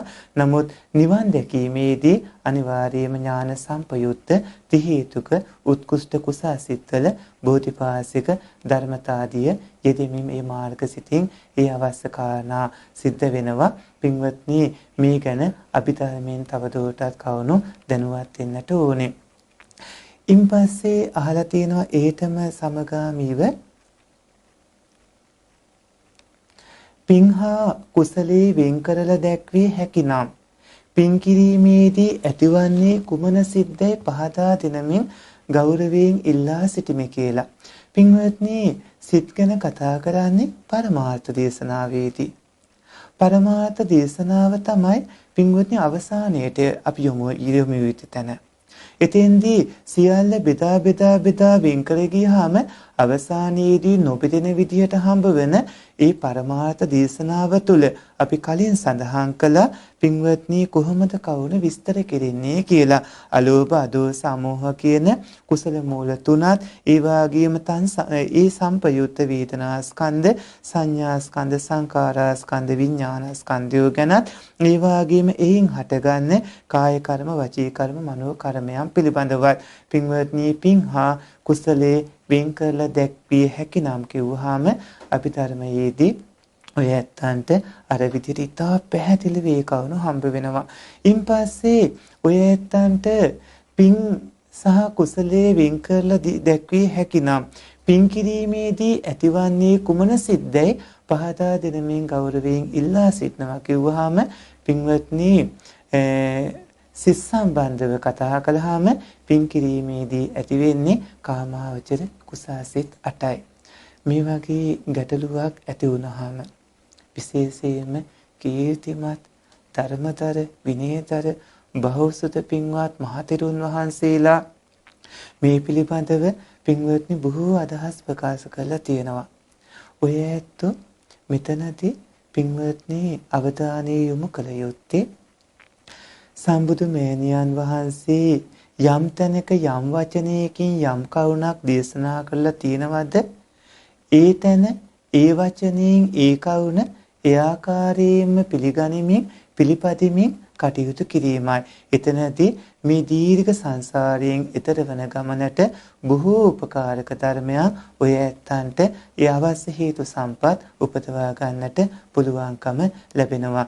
මේ කවුණ දීර්ඝ වශයෙන් විස්තර කළ යුතු කරුණක්. ත්‍රිපිටකයේ බොහෝ තැන් මේ කවුණට අරගන්නට ඕනේ. විශේෂයෙන් අටුවා ටීකාදී මේ කවුණට අදාළ බොහෝ කාරණා මතුවෙනවා. පින්වත්නි මේ විවාදයක් ඇති කරගත යුතු කාරණාවක් නෙමෙයි. මෙය ඔය ඇත්ත විසින් සසරින් එතර වන නිවන් දකින ගමනට පින්වතුනි උපකාරක ධර්මයක් කරගන්නට ඕනේ. පින්වන්ත ඔය ඇත්ත සසරින් එතර වන ගමනේදී ඇස්වල පෙනීම, කන්වල ඇහිීම, නාසයේ ගඳ සුවඳ දැනීම ආදී කාරණාවලට මේ අතිශයින්ම අවශ්‍ය වන කවුණු සිදු කරගත යුතුයි. ඒ වාගේම සසරිනුත් එතර විය යුතුයි. පින්කම් කියලා කොටසක් බැහැර කරන්න එපා. කුසල කියලා කොටසක් බැහැර කරන්න එපා. පින්වත්නි සූත්‍රවල සඳහන් වන පිනුත් රැස් කරගත යුතුයි. කුසලුත් රැස් කරගත යුතුයි. අභිධර්මයේ සඳහන් වන කුසල මාර්ගයේ අනුගමනය කරමින් ඔබ සසරින් එතර වෙන්නට පින්වත්නි කටයුතු කරන්නට ඕනේ.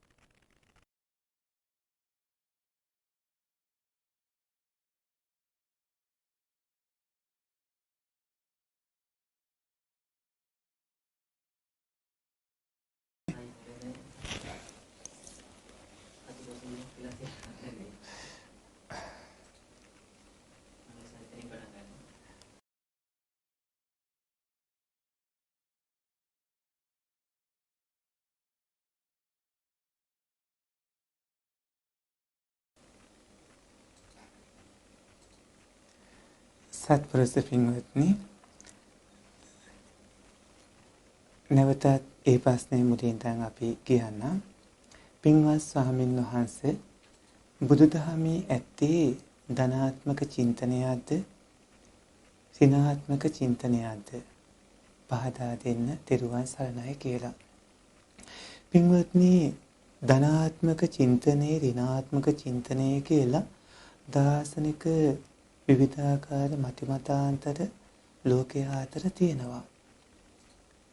ඔය පින්වත්නි, එවැනි දාර්ශනික මතිමතාන්තරات එක්ක බුදුදහම සමාන කරන්න යන්න එපා. මොකද බුදුදහම තුල තියෙන්නේ ඔය උපදින විදිහ, ඔය දිරා යන ලෙඩවන මානෙට පත්වන විදිහ, ඔය ඇත්තන්ගේ ඇස්වල පෙනීම, කන්වල ඇහිීම, නාසයේ ගඳ සුවඳ දැනීම ආදී සියල්ල සිද්ධ වන විදිහ, ඔබේ මුළු රූපයේ සම්පූර්ණයෙන්ම නිදුක් වෙන්නේ මොනවා හින්දා නිරෝගී වෙලා තියෙන කොහොමද? ඔබේ සිත හට ගැනීමේදී වැඩි වශයෙන් රාග සිත් ඇති වෙන්නේ ඇයි? දේශ සිත් ඇති වෙන්නේ ඇයි? මෝහ සිත් ඇති වෙන්නේ ඇයි? ඒ වගේම ඔය ඇත්තන්ගේ සම්පූර්ණ වැඩපිළිවෙලේ සියලු කතාන්තරේ පින්වත්නි එකක් නෑර ඊටාම පැහැදිලිව තියෙන බුදුදහම තුල. ඒ විද්‍යාවන් අතර අග්‍රතම විද්‍යාව මේ ලෝකේ තියෙන යථා ස්වභාවය. මේ ලෝකේ තියෙන යථා ස්වභාවයේ හැම මොහොතකම ඔය ඇත්තන්ව සුඛිත මොහිත කරනවා. ධනවතුන් අතර ධනවතෙක් වෙන්න, බලවතුන් අතර බලවතෙක් වෙන්න, කෙලෙසුන් බහුල අය අතර කෙලෙසුන් නැති කෙනෙක් වෙන්න. පින්වත්නි, සසරින් එතර වෙන මාර්ගය බුදුදහම තුල ඇරෙන්න වෙනත් කිසිම තැනක සඳහන් වෙන්නේ නැහැ. මේ චතුරාර්ය සත්‍ය ධර්මයේ වෙනත් කිසිම තැනක සඳහන් වෙන්නේ. විශේෂයෙන් වර්තමානයේදී මේ බුදුදහම පිළිබඳව ඍණාත්මක පැත්තක් ගැන කාටවත් කියන්න පුළුවන් කමක් නැහැ. එවැනි අදහසක් ගන්නවා නම් පින්වත්නි, ඒට හේතු වෙලා තියෙන අනිත්‍ය ලක්ෂණේ හරියට නොදන්නාකම. අනිත්‍ය ගැන ඊටාම වැරදි විදිහට අදහස් දැරීම තමයි මේ විවිධ විදිහේ මේ වගේ අදහස් ඇති වෙන්න හේතුව. සමහරුන් කියනවා අපිටත් ඇහිලා තියෙනවා. ඒ වගේම සමහරුන් මත ප්‍රකාශ කරනවා හැමදේම අනිත්‍යයි කියන එක, ඒ වගේම දුකයි කියන එක බුදුදහම උගන්වනවා නේද කියලා. පින්වත්නි, දුකයි කියලා උගන්වන්නේ මොකක්ද කියලා දන්නේ නැතිකම හින්දා තමයි ඔය ඇත්තෝ ඒ වගේ වැරදි අදහසක් ගන්නෙ. ඒ වගේම බුදුදහම තුල පින්වත්නි අනිත්‍ය ලක්ෂණය උගන්වනකොට ඒ අනිත්‍ය ලක්ෂණේ දැනීගෙන ගැනීම නිසා ඔය ඇත්තන්ට මොනතරම්නම් ප්‍රතිඵල ලැබෙනවද නිවන් දැකීමට වගේම පින්වත්නි ඔබේ ලෞකික ජීවිතයේ සුඛිතමුිත වන්නට මොනතරම් මහෝපකාරී වෙනවද? ඔය ඇත්ත රූපේ මේ මොහොතේ රූපේ ආයු කාලය අනුව හටගත් ගමන්ම නැතුව යන එකක් බව. වේදනා සංඥා සංකාර විඥානය හටගත් ගමන්ම නැතුව යන ධර්මතා බව. මේ ඇතිව නැතුව යන මේ අනිත්‍ය ලක්ෂණය, ඇතිවීම නැතිවීම දෙකෙන් නිරන්තරයෙන් පීඩාවට පත්වන මේ දුක්ඛ ලක්ෂණය නිසා දුක්ඛ වන දුක්ඛ ලක්ෂණය. ඇතිව නැතුව යන ඇතිවීම නැතිවීම දෙකෙන් නිරන්තරයෙන්ම පීඩාවට පත්වන ඒ ධර්මතාවල ආත්මයක් කියලා දෙයක් නැහැ, සත්‍යයේ පුද්ගලයෙක් මම කියලා දෙයක් නැහැ කියන කාරණාව සම්බන්ධව පින්වත්නි අවධානය යොමු කළා මේ අනාත්ම ලක්ෂණය. එතකොට මේ ත්‍රිලක්ෂණයේ යුක්ත මේ ධර්මතා වැඩපිළිවෙලක් ඔබ කියලා පෙන්වන එක ඔබේ නුවණැස අවදි කිරීමක්. ඔය ඇත්තන්ගේ ප්‍රඥාව අවදි කිරීමක්. ඒ නුවණැස අවදි කරමින් මේ අනිත්‍ය දුක්ඛ අනාත්ම වූ ත්‍රිලක්ෂණයේ යුක්ත මේ ධර්මතාවයන්ගේ මනුස්ස භූමියේ උප්පත්තිය ලැබවන හේතු කාරණා මෙන්න මේ වගේ පුණ්‍ය කුසලයෝ. ඒ වගේම දිව්‍ය බ්‍රහ්මාදී තැන් වලටපත් කරන මේ වගේ පුණ්‍ය කුසලයෝ.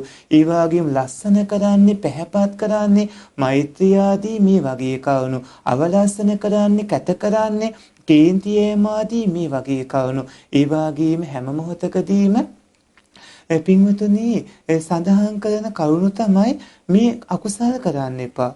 කුසල රැස් කරන්න සියලු පව් නොකළ යුතුයි. පින්වත්නි සියලු බෝධිපාසක ධර්මතා කුසල රැස් කළ යුතුයි. ඒ වගේම අනන සූත්‍ර වගේ තැන්වල, ඒ වගේම ධම්මික ව්‍යාකපජ්ජ පරාභව වගේ සූත්‍ර තැන්වල මේ හැමතැනකදීම කියවෙන කාරණා එක්ක ඔබේ ධන දාන්‍ය වැඩි දියුණු කර ගැනීම, ඔබේ භවභෝග සම්පත් වැඩි දියුණු කර ගැනීම, දීපල ඉඩ කඩම් වැඩි දියුණු කර ගැනීම, ඔය ඇත්තන්ට අනාගතයේ වයසට යද්දී වුණත් ලෙඩ දුක ආදරයක් වුණොත් ඒවට මුහුණ දීම මේ ආදී විදිහට ඔබේ මුළු ජීවිතේ මනවින් කළමනාකරණය කළා තියෙනවා.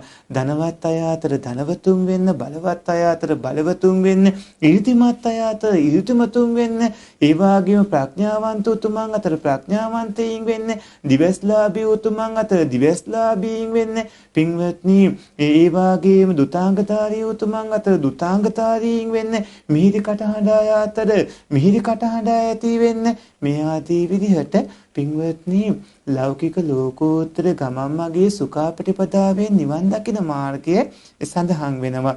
බුදුදහම කියන්නේ ධනාත්මක චින්තනයක්ද ඍණාත්මක චින්තනයක්ද කියලා ඇහුවොත් පින්වත්නි දාර්ශනික මත අතරේ ධනාත්මක කතාවක් තියෙනවා, ඍණාත්මක කතාවක් තියෙනවා. බුදුදහම කියන්නේ සියලු කාරණාවල සියලු ධර්මතාවල සැබෑ ස්වභාවයේ ඒ ආකාරයෙන්ම පෙන්නමින් ඔය ඇත්තන්ගේ ජීවිත සුඛිතමුත ජීවිත අතර බලවත්ම සුඛිතමුත ජීවිතේ බවට පත් කරගන්න මාර්ගය කියලා දෙන. ඒ වගේම ධනවත් ජීවිත අතර ධනවත්ම ජීවිතේ බවට පත් කරගන්න මාර්ගය කියලා දෙන. ඊර්තිමත් ජීවිත අතර ඊර්තිමත්ම ජීවිතේ බවට පත් කරගන්න මාර්ගය කියලා දෙන. ප්‍රඥාවන්ත ජීවිත අතර ප්‍රඥාවන්තම ජීවිතේ බවට පත් කරගන්න මාර්ගය කියලා දෙන. මේ කෙටියෙන් සඳහන් කළ ඔබ මේ ලෝකේ මේ ජීවිතේ උසස් කියලා කියනවා නම් ඒ උසස් ජීවිත සියල්ලම අතර උසස්ම ජීවිතේ බවට පත් කරගන්න මාර්ගය කියලා දෙන. ඒ උසස්ම ජීවිත අතර පින්වත්නි අවසානයේ උසස්ම ප්‍රතිඵලය වෙන නිවන් දකින්න පවා මාර්ගය පෙන්වන ඒ උත්තම ප්‍රතිපදාව බව දැනගන්නට ඕනේ. ඒ නිසා ධනාත්මක චින්තනයයි ඍණාත්මක චින්තනයයි කියලා දාර්ශනික මතිමතාන්තරවල මේ උතුම් සත්‍ය නිර්මල පිවිතුරු පරමාර්ථ ධර්මයන් ඇතුළත් උතුම් ධර්මයේ හිර කරන්නට එපා. පින්වත්නි ධනාත්මක චින්තනයන් අතර ධනාත්මකම චින්තනය නැත්නම් සියලුම දේවල් අතර අග්‍රතම උසස්ම ජීවිතයේ හැම ආකාරයකින්ම ඔබට ලබා දෙන්නේ බුදුදහම තුල. බුදුදහම ක්‍රියාත්මක කරනවා නම් අනිවාර්යයෙන්ම ඒ රට පින්වත්නි අතිශයින්ම ධනවත් රටක් වෙනවා, බලවත් රටක් වෙනවා, සමෘද්ධිමත් රටක් වෙනවා. බුදුදහම ක්‍රියාත්මක කරන්නේ නැතුව වෙනත් මතවාද ක්‍රියාත්මක කරමින් වෙනත් මිත්‍යා දෘෂ්ටි තරමින් බෞද්ධ පිරිසක් ජීවත් වන රටක් විවිධාකාර මිත්‍යා දෘෂ්ටි ඇතිව පාලනය කළාම පින්වත්නි අර බෞද්ධ සංකල්පයේ අනුව නෙමෙයි දියුණුව සිද්ධ වෙන්නේ, අර මිත්‍යා මතධාරීන්ගේ ස්වභාවයේ අනුව. බලන්න මේ රට අතීතයේ මොනතරම්නම් දියුණු වුණාද. වර්තමානයේදී පින්වත්නි ධර්මය ක්‍රියාත්මක නොකිරීම නිසා තමයි මේ පිරිහීමේ ස්වභාවයන් පවා සිද්ධ වෙලා තියෙන්නේ. ධර්මයේම ක්‍රියාත්මක කරන්නට ඕනේ. බුදුදහම දාර්ශනික මතයක සිර කරන්නට එපා. මේ යථා ස්වභාවයන් එයාකාරයෙන්ම තත්ත්වකානා තත්ත්ව පරිත්තෙම නිර්මලව දේශනා කර ඇති බුදුදහම ක්‍රියාවට නංවා ඔබ ජීවිත සුඛාපටිපදාවෙන් සුවසේ නිවන් දකින තත්ත්වයට පත් කරගන්න.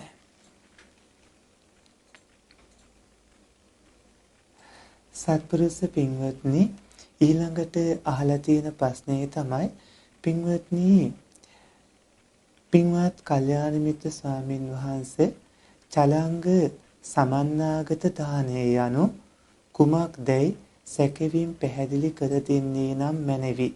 තුනුරුවන් සානයි පින්වත් ස්වාමින් වහන්සේ කියලා. පින්වත්නි අපිට හම්බ වෙනවා නන්ද මාතා උපාසකම්මගේ චෛත්‍යාපදානයෙන් කරුණු මතුවන චලංග දාන සූත්‍රය. පින්වත්නි නන්ද මාතා උපාසකම්ම කියලා කියන්නේ බොහොම බල සම්පන්න උපාසිකාවක්. දවසක් සරියුත් මහරහතන් වහන්සේ, මොග්ගලන් මහරහතන් වහන්සේ ඇතුළු මහරහතන් වහන්සේලා නන්දමාත උපාසකම්මගේ ගමට වැඩම කරනකොට මේ අනාගාමී උපාසක අම්මා මේ මහරහතන් වහන්සේලා ගැන දැනගන්නේ වෛශ්‍රවණ දෙවියන්ගෙන්. දෙවියන්ගෙන් දැනගෙන මහරහතන් වහන්සේලා උදේට ගමට වඩිනකොට දානෙ ගෙදර සූදානම් කරලා පණිවිඩකරුවෙක් යවනවා මහරහතන් වහන්සේලා වැඩ සිටිය තැනට වැඩම කරන්න අපේ නිවසට දානෙ සඳහා කියලා. ඒ වගේ බොහොම බල සම්පන්න උපාසක අම්මා කෙනෙක්. එතුමිය ගැන බොහෝ කරුණු අපේ බණ පොතේ සඳහන් වෙනවා. පින්වත්නි මේ අහලා තියෙන ප්‍රශ්නේ චලංග සමන්නාගත දානය ගැන. චලංග සමන්නාගත දානය ගැන මෙහිමයි සඳහන් වෙන්නේ. බුදු පියාණන් වහන්සේ පින්වත් මහණෙනි දානය කොහොමද අංග 6කින් යුක්ත වෙන්නේ? පින්වත් මහණෙනි මේ ශාසනයේ දායකයාට අංග 3ක් වෙනවා. ප්‍රතිග්‍රාහකයාට අංග 3ක් වෙනවා.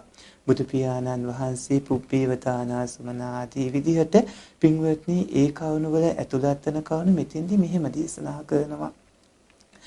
පින්වත් මහණෙනි මේ ශාසනයෙහි දායකයා දන් දීමට කලිනුත් සතුටු සිත් ඇති කෙනෙක් වෙනවා. දෙමිනුත් සිත පහදවනවා. දන් දුන්නට පස්සෙත් සතුටු සිත් ඇති කෙනෙක් වෙනවා. මේ දායකයාගේ අංග 3යි කියලා. පින්වත්නි ඔය ඇත්තෝ දන් දෙන්නට කලිනුත් පූර්ව චේතනාව සතුටුසිතක්. ඉමුංචන චේතනාව අපර චේතනාව කියන මේ චේතනා 3 ගැන තමයි මෙතෙන්ද සඳහන් වෙන්නේ. පින්වත්නි දන් දෙන්න කලිනුත් සද්ධාදී උපදවාගෙන චිත්තසංතතිය කුසලයන්ගෙන් පුරවාගෙන පින්වත්නි දන් දෙන්නට කලිනුත් සතුට සිත් ඇති වෙන්නට ඕනේ. ඒ වගේම දන් දෙමුනොත් පින්වත්නි හිත පහදවන්නට ඕනේ. දන් දුන්නට පස්සේ පින්වත්නි සතුට සිත් ඇති වෙන්නට ඕනේ. මේ දායකයාගේ අංග 3යි. ඊට පස්සේ ප්‍රතිග්‍රාහකයන් වහන්සේලාගේ අංග 3 වෙන්නේ මොනවද? පින්වත් මහණෙනි මේ ශාසනයේ ප්‍රතිග්‍රාහකයා පහකල රාගයේ ඇති කෙනෙක් වෙනවද? රාගයේ පහ කිරීම පිණිස පටන්ගත් කෙනෙක් හෝ වෙනවද? පහකල රාගයේ ඇත්තෝ හෝ වෙද්ද? ද්වේෂයේ පහ කිරීම පිණිස පටන්ගත් කෙනෙක් හෝ වෙනවද? පහකල මුලාව ඇති කෙනෙක් හෝ වෙද්ද? මුලාව පහ කිරීම පිණිස පිළිපන් කෙනෙක් හෝ වෙද්ද? මේ ප්‍රතිග්‍රාහකයන්ගේ අංග 3යි කියලා පින්වත්නි සඳහන් වෙනවා. එතකොට දායකීන්ගේ පැත්තෙන් ගත්තාමත් ප්‍රතිග්‍රාහකයන් වහන්සේලාගේ පැත්තෙන් ගත්තාමත් මේ අංග 3 එකතු වුනහම අංග 6ක් වෙන්නේ මේ චලංග සමන්නාගත දානයයි. පින්වත්නි ඊළඟට අහලා තියෙන ප්‍රශ්නය කාල වේලාවත් බොහෝ වේගින් ගෙවෙනවා. රහත් වීමට පැවිදි විය යුතුයමද? යම්කිසි කෙනෙක් සියල්ල ඒ ලෙසම පිළිපැත්තොත් ඒ ලෙස තනිවම වාසය කරමින්. පින්වත්නි ප්‍රශ්නය සම්පූර්ණ වෙලා නැහැ. මෙතනදී මම ඒ සම්පූර්ණ වෙනකන් පිළිතුරු ලබා දෙන්නම්. පළවෙනි කොටසට රහත් වීමට පැවිදි විය යුතුයමද කියලා ඇහුවොත් පින්වත්නි රහත් වෙන්න පැවිදි වෙන්න ඕන කියලාම නැහැ. සන්තති ඇමෙතුමා බලන්න. සුද්ධෝදන මහරහතුමා බලන්න. සන්තති ඇමතිතුමා පින්වත්නි රහත් වෙන දවසේ වෙනකොට එතුමා කොසෝරාතුමාගේ ප්‍රධාන ඇමති කෙනෙක් යුද්ධය සංසිඳවල ඇවිල්ලා ඇතා අපිට මත් වෙලා යමින් ඉති බුදු පියාණන් වහන්සේ දැක්කේ. බුදු පියාණන් වහන්සේව දැකලා මත් පිටම තමයි බුදු පියාණන් වහන්සේ ඇතා අපිට ඉඳිමින් ඇලෙමින් වන්දනා කළේ. සම්බුදු මේනියන් වහන්සේ එදා මේ සන්තති ඇමතුමා රහත් වෙන බව ප්‍රකාශ කළා. ඒ වගේම සන්තති ඇමතුමා බුදු පියාණන් වහන්සේ ළඟට ආවා. අර නාටිකාංගනා මිය ගියාට පස්සේ මිය ගිහිල්ලා බුදු පියාණන් වහන්සේ ළඟට ඇවිත් බුදු පියාණන් වහන්සේගෙන් ධර්ම ශ්‍රවණය කරලා රහත් වෙලා හිම පිරිනුවම් පෑවා. ඒ වගේම සුද්ධෝදන මහරහතුමාත් එහෙමයි. සුද්ධෝදන මහරහතුමා පින්වත්නි රහත් වෙලා පිරිනුවම් පෑවි. රහත් වීමට පැවිදි විය යුතුයමද කියලා ඇහුවොත් එවැනි කතා අරගෙන අපිට පැවිදි විය යුතුයම නැහැ කියලා සඳහන් කරන්න පුළුවන්. ඒ වුණාට පින්වත්නි පැවිදි ජීවිතයේ තමයි රහත් භූමියට සමීපම තැන. මොකද ඔය ඇත්තන්ට මේ කෝටිය සංවර සීලේ රකින්න පුළුවන් දෙකේ ජීවිතය තුළ ඉඳිමින්. පින්වන්ත ඔබට පින්වත්නි කෝටිය සංවර සීලය ගිහි ජීවිතයේ අඹසැමියන් දූතරුවන් සහ ඒ බැඳීම එක්ක රකින්නට අපහසුයි. ඒ සඳහා පැවිදි වීම ඊටම යෝග්‍යයි. පැවිදි වුණාට පස්සේ ඔබට පුළුවන් මහා සතිපට්ඨාන සූත්‍රයේ සඳහන් වන ආකාරයට අවුරුදු 7ක් හෝ දින 7ක් ඇතුළත පින්වත්නි සසරින් එතර වන විදිහට ඒ මාර්ග ප්‍රතිපදාව යෙදෙන්න ති හේතුක ප්‍රතිසන්දිලාභීන්ට ඒ විදිහට කටයුතු කරගන්න පුළුවන්කම ලැබෙනවා. පින්වත්නි ති හේතුක ප්‍රතිසන්දිලාභීන්ට ඒ නිසා රහත් වීමට පැවිදි විය යුතුයමද කියලා ඇහුවොත් පින්වත්නි රහත් වීමට වර්තමානයේදී පැවිදි වීම බොහොම යෝග්‍යයි. හැබැයි පැවිදි වෙනකොට බොහොම දුරදිග බාලා කල්පනා කරලා කටයුතු කළ යුතුයි. ගිහි ජීවිතයේ තුල ඉඳලා ඔබට සිල් රකින්න පුළුවන්. ගිහි ජීවිතයේ තුල ඉඳලා පින්වන්ත ඔය ඇත්තන්ට පින්වත්නි ධර්මයේ හැසිරෙන්න පුළුවන්. ඔබට ගිහි ජීවිතයේ ඔහොම ඉඳිමින් සෝහාන් මාර්ගයටපත් වෙන්න පුළුවන්. හදියට විසාකා මහෝපාසිකා වගේ ගිහි ජීවිතයේ ඔහොම ඉඳිමින් ඔය ඇත්තන්ට සක්කදාගාමී මාර්ගයටපත් වෙන්න පුළුවන්. ගිහි ජීවිතයේ ඔහොම ඉඳිමින් ඔබට අනාගාමී මාර්ගයටපත් වෙන්න පුළුවන්කම ලැබෙනවා. පින්වත්නි ගිහි ජීවිතයේ තුල ඉඳිමින් ඔය ඇත්තෝ ධර්මයේ හැසිරෙන කටයුතු කරගන්න පැවිදි ජීවිතයට පැමිණෙනවා නම් ඒ එකම අරමුණ නිවන් දැකීමම කරගන්න. පැවිදි ජීවිතයට පැමිණෙති දේශපාලනේ අරමුණ කරගන්න එපා. ඒ වගේම නැකත් බලිතවිල් බෙහෙත් වෙදකම් ආදී නොකල යුතු ත්‍රිරාජ්‍ය විද්‍යාවන් කරන තත්ත්වයකටපත් වෙන්න එපා. පැවිදි වෙනවා නම් පින්වත්නි එකම අරමුණ නිවන් දැකීම බවටපත් කරගන්න සම්පූර්ණයෙන්ම ඔය සම්බුදු මෑණියන් වහන්සේ දේශනා කරපු ඒ සීලයට අනුව චූල සීල, මධ්‍යම සීල, මහා සීලයට අනුව කටයුතු කරමින් සසරින් එතර වීම අරමුණු කරගෙන පැවිදි වෙන්න. නමුත් ඔබට ගිහිව ඉඳිමින් සෝවාන් ආදී මාර්ගඵල ලබා සසරින් එතර වෙන්න පුළුවන්කම ලැබෙනවා. අතීත උපාසක උපාසිකාවන් වගේ වර්තමාන උපාසක උපාසිකාවන්ටත් එසේ කටයුතු කරගන්න පුළුවන්. අතීත භික්ෂුන් වහන්සේලා වගේ වර්තමාන භික්ෂුන් වහන්සේලාත් එසේම කටයුතු කළ යුතු වෙනවා. පින්වත්නි ඊළඟට අහලා තියෙන ප්‍රශ්නය තමයි අවසරයි ස්වාමින් වහන්සේ හිත පහදවාගෙන පින්කමක් කරන වෙලාවක අපේ හිතේවත් නැති කෙලෙස් චිත්තයන් ඉපදින්නේ ඇයි? ඒ මොහොතේ හොඳටම දන්නවා එහෙම සිතවිල්ලක් නැහැ කියලා. එහෙම වෙන්නේ ඇයි? ස්වාමින් වහන්සේ අනුකම්පාවෙන් පහදා දෙන සීක්වා. එහෙම වෙන්නේ එහෙම වන ධර්ම තියෙන හින්දා. ඒ තමයි කාමාසව, භවආසව, දිඨාසව, අවිච්ඡාසව කියන පින්වත්නි පල්ලිවි උමතුන් වගේ පවතින ආශ්‍රව ධර්ම. එහෙම වෙන්නේ අනුසේ ධර්ම නිසා. එහෙම වෙන්නේ ඕග යෝග නීවරණ සංයෝජනාදී ධර්ම පවතින හින්දා. එහෙම වෙන්නේ ඔය ඇත්ත තාම පු탁ජනයෝ හින්දා. පින්වත්නි පු탁ජනයෝ අසුතවත් පු탁ජනයොත් වුණොත් නම් භයානකයි. ඒ කියන්නේ ආගම අධිකම දෙක නැති අය වුණොත් පින්වත්නි ත්‍රිපිටක බුද්ධ වචනය දැනීගෙනගෙන මගපල්ලාභී තයන් නැති මේ ආගම අධිකම නැති අසුතවත් කෙනෙක් වුණොත් ප්‍රශ්නයක්.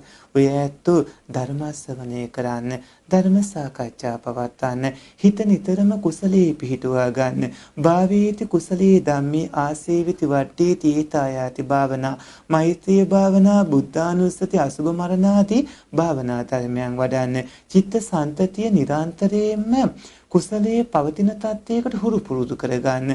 පින්වත්නි චිත්ත සන්තතිය තුළ කුසල් නැවත උපදවා ගන්න. උපදවා ගනිමින් ඔය සත්පුරුෂයෝ දිගින් දිගටම පින්වත්නි කුසල් වඩන්න. චිත්ත සන්තතිය තුළ අකුසල් නොයදෙන විදිහටම කුසල් උපදවා ගන්න. අකුසල් සිත් 12 ඇති නොවන විදිහට කටයුතු කරන්න.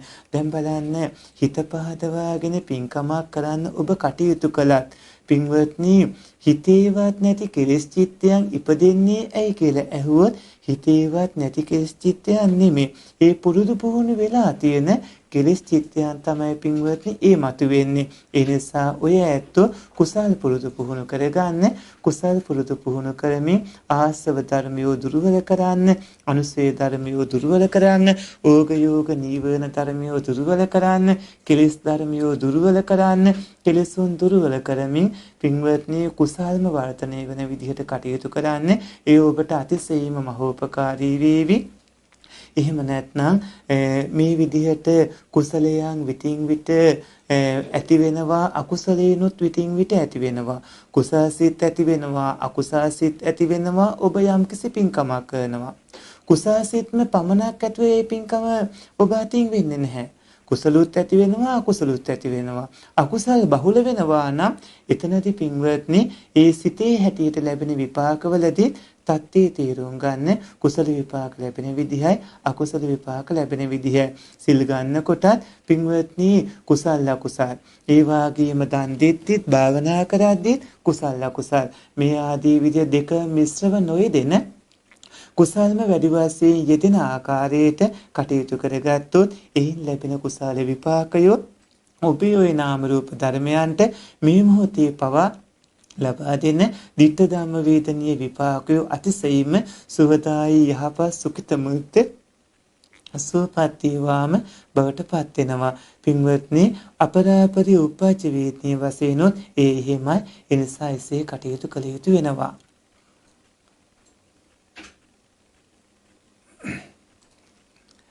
පින්වත්නි ඊළඟට අහලා තියෙන ප්‍රශ්නේ තමයි අවසරයි ගෞරවනීය ස්වාමින් වහන්සේ, නිවන් දැකීම පිණිස ධාන හෝ සමාපත්තීන් ලැබීම පිණිස ති හේතුක ප්‍රතිසන්දිකයා පමණක්ම නේද සුදුසුකම් ලබන්නේ?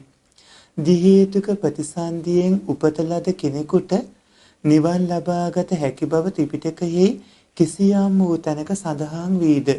තෙරුවන් සරණයි ගෞරවනීය ස්වාමින් වහන්සේට සහ ධර්ම ප්‍රචාරයේ පිණිස සහභාගී වන සියලු පිරිසට කියලා සඳහන් කරලා තියෙන්නේ. සත්පුරුෂ පින්වත්නි, අහේතුක දුගතිය සතර අපාය උප්පත්තිය ලබන අය, අහේතුක සුගතිය මනුස්සාදී තැන්වල අන්ධගුළු බිහිරි තත්ත්වයට පත්ව උප්පත්තිය ලබන අය, අන්ධගුළු බිහිරි මන්දබුද්ධිකාරී තත්ත්වේ. පින්වත්නි, අහේතුක සුගතිය හේවෙද්දී දි හේතුක වෙන්නේ මනුස්ස දේව කියන තැන්වල පින්වත්නි උප්පත්තිය ලබන අමෝහය කියන හේතුව ප්‍රතිසන්දි විඥානයේ නොපිහිටපු අය, පිහිටපු නැති අය. ඒ වගේම ඒ අලෝභ අදෝස කියන හේතු දෙක යෙදෙන කුසල සිතකින් පින්වත්නි ප්‍රතිසන්දි ලැබුවයි. ඒ වගේම අලෝභ අදෝස අමෝහ කියන හේතු තුනම අනිවාර්යයෙන්ම යෙදුණු අය තමයි මාර්ගඵල උපදවා ගන්න මේ මනුස්ස ජීවිතේ. මේ මනුස්ස ජීවිතයේදී දි හේතු කෙනෙක් ඊළඟ භවයේදී පින්වත්නි ති හේතුක උපන්නොත් දැන් ධර්මයේ හැසිරෙමින් කරන කටයුතු හින්දා ඊළඟ භවයේදී මාර්ගඵල උපදවා ගන්න පුළුවන්කම ලැබෙනවා. ඒ පිළිබඳව සඳහන් වෙන සූත්‍ර දේශනාත් බොහෝමයක් තියෙනවා. විශේෂයෙන්ම දෙවරු අතරින්ම උප්පත්ති ලැබමින් ත්‍රිපිටකයේම කටපාඩම් කරමින් කටයුතු කරන උදවිය ඒ දෙවරු එහෙම අතර උප්පත්ති ලැබමින් මගපා ලැබුව ආකාරය ගැන හිම සඳහන් වෙනවා. පින්වත්නි, නිවන් දැකීම පිණිස ධාන හෝ සමාපත්තීන් ලැබීම පිණිස ති හේතුක ප්‍රතිසන්දිකයා පමණක්ම නේද සුදුසුකම් ලබන්නේ? ඔව්, ති හේතුක ප්‍රතිසන්දිකයා වර්තමාන මේ මොහොතේ ති හේතුක ප්‍රතිසන්දිකයා මේ භවයේදී පින්වත්නි ධාන හෝ මාර්ගඵල උපදවා ගන්නවා. ඒ වගේම දි හේතුක ප්‍රතිසන්දියෙන් උපත් ලද කෙනෙකුට නිවන් ලබා ගත හැකි බව ත්‍රිපිටකයේ කිසියම් වූ තැනක සඳහන් වෙනවද? සඳහන් වෙනවා. ඒ මේ භවයේ නෙමේ ඊළඟ භවවලදී. වර්තමාන දි හේතුකයා ඊළඟ භවයේ හෝ ඉක්මන් භවයක පින්වත්නි තිහේතුක උප්පත්තියක් ලබා මගඵල උපදවා ගන්නවා. දැන් ධර්මයේ හැසිරෙමින් කටයුතු කළාම දාන ආදී පාරමී ධර්ම පුරන්නටම ඕනේ. චාරණ පාසික පාරමිතා පුරන්න, විද්‍යා පාසික ප්‍රඥා පාරමිතා පුරන්න. මේ දස පාරමිතාවන් පුරනකොට පින්වත්නි ඒ අයට ඕන කරන හේතු සම්පත් ලැබෙනවා. ලෞකික දේවල් නම් ප්‍රාර්ථනා කරන්න මේපා. නිවනම අරමුණු කරන්න. නිවනම අරමුණු කරගෙන ඔය ඇත්තෝ කටයුතු කරනකොට නිවන් දකින්න ඕන කරන ති හේතුක උප්පත්ති ඉඳන් ඒ සුගති උප්පත්ති ඉඳලා ඔබ කරගත් දන් දීම වල හැටියට විපාක ආදියෙන් ඔබ ධනවත්යේ සුඛිත මුහිත වේ සුවපත් වේ. ඔය ඇත්තෝ කරගත් සීලකීම් භාවනාදී විපාක විදිහට ඔය ඇත්තෝ පින්වත්නි සුඛිත මුහිත වේ ධනවත්යේ ලෞකික දේවල් වලින් අනුන වේ. ඔබ රැස් කළ පින්කම් වල කුසේ පින් පුණ්‍ය විපාකය බුද්ධි විඳීමෙන් සසයනුත් ඊතර වන්නට ඔය සත්පුරුෂයන්ට හැකියාව ලැබෙනවා. ඒ නිසා පින්වන්ත ඔය ඇත්තෝ යහුසුලුව ධර්මයේ හැසිරෙන්න අදම සසරින් ඊතර වන අදිෂ්ඨානයෙන් කටයුතු කරන්න. හේතු සම්පත් නැත්නම් දැන් අදිෂ්ඨාන සීලීව මේ සිදු කරන කටයුතු හේතු සම්පත් උපදවාවි. මෙතන දිනු හැකි වුණොත් ඉක්මන් භවයේ කටයුතු සිද්ධ වේ. නමුත් ඔබේ එකම අරමුණ මෙතනදිම මේ මනුස්ස ජීවිතයේදීම මේ මනුස්ස භූමියේදීම සසරින් ඈතර වෙනවා කියන අදිස්ථානයේ ඇතිව කටයුතු කරගන්න. දි හේතු කෙනෙක් වුණත් ඒ විදිහට අදිස්ථාන කරගෙන කටයුතු කරන්නට ඕනේ. ඒ දි හේතු කෙනෙක් වුණත් එහෙම අදිස්ථාන කරගෙන පින්වත්නි කටයුතු කරද්දී මෙතෙන්දී ඒ කෙනාට ඒ කවුණු සම්පූර්ණ නොවුණත් ඒ විදිහට පාරමිතාදී පුරමින් සිදු කරගත්ත කාරණාවල උපකාරයෙන් ඉක්මන් භවයකම පින්වත්නි ති හේතුක සසරින් ඈතරව නිවන් දකින්නට පුළුවන්කම ලැබෙනවා. සත්පුරුෂ පින්වත්නි අදත් පින්වත් ඔබ ධර්ම සාකච්ඡාදිය පැවැත්වුවා. ධර්ම සාකච්ඡා පවත්වමින් උපදවාගත් පුණ්‍ය සම්භාරය ඔබ නමින් මියගිය සිළු නෑදෑයිනට අනුමෝදන් වෙත්වා කියලා සාදුනාදයක් පවත්වන්න. සියලු දෙවියෝ මේ පින් අනුමෝදන් වෙත්වා. මිනිපුර අමාසාන්ති තප්පවනාරාණ සේනාසනයේ සිට සජීවීව මේ කටයුතු විකාශනය කෙරුණේ. ඔබ සජීවීව ඇසූ මේ සියලු දහම් ගැටළු වලට පිළිතුරු ලබා දුන්නේ මේ පුණ්‍ය භූමි නිර්මාණය කළ සුපින්වත් ජයලාල් ප්‍රේමසිංහ මැතිතුන්. එම පින්වන්ත සාන්තිරන්තුංග පින්වන්ත මැතිණිය ඒ පින්වන්ත දරු දෙපළ ඇතුළු ඒ සත්පුරුෂයන් නමින් මේ කියන නෑදෑයෝ ඒ වාගේම මේ සියලු කටයුතු සිදු කරන මේ සත්පුරුෂ පින්වත් කල්යාණ මිත්‍රයෝ මේ හැම දිනාගේම නමින් මියගේ නෑදෑයෝ ඔබ නමින් මියගේ ඥාතීන් මේ පින් අනුමෝදන් වෙත්වා කියලා සාදුනාදයක් පවත්වන්න. දෙවියෝත් මේ පින් අනුමෝදන් වෙත්වා කියලා සාදුනාදයක් පවත්වන්න. සසර දුක් නසා සසරින් ඈතරව නිවන් දකින්නට මේ පුණ්‍ය ධර්මයෝ හේතු සම්පත්ම වේවා කියලා නිවනම අරමුණු කරන්න. ආකාසට්ටා චුම්මට්ටා දීවා නාග මහිද්దికා පුඤ්ඤන්තං අනුමෝදිත්වා චිරන් රක්칸තු ත්වං සදා. තෙරුවන් සරණයි.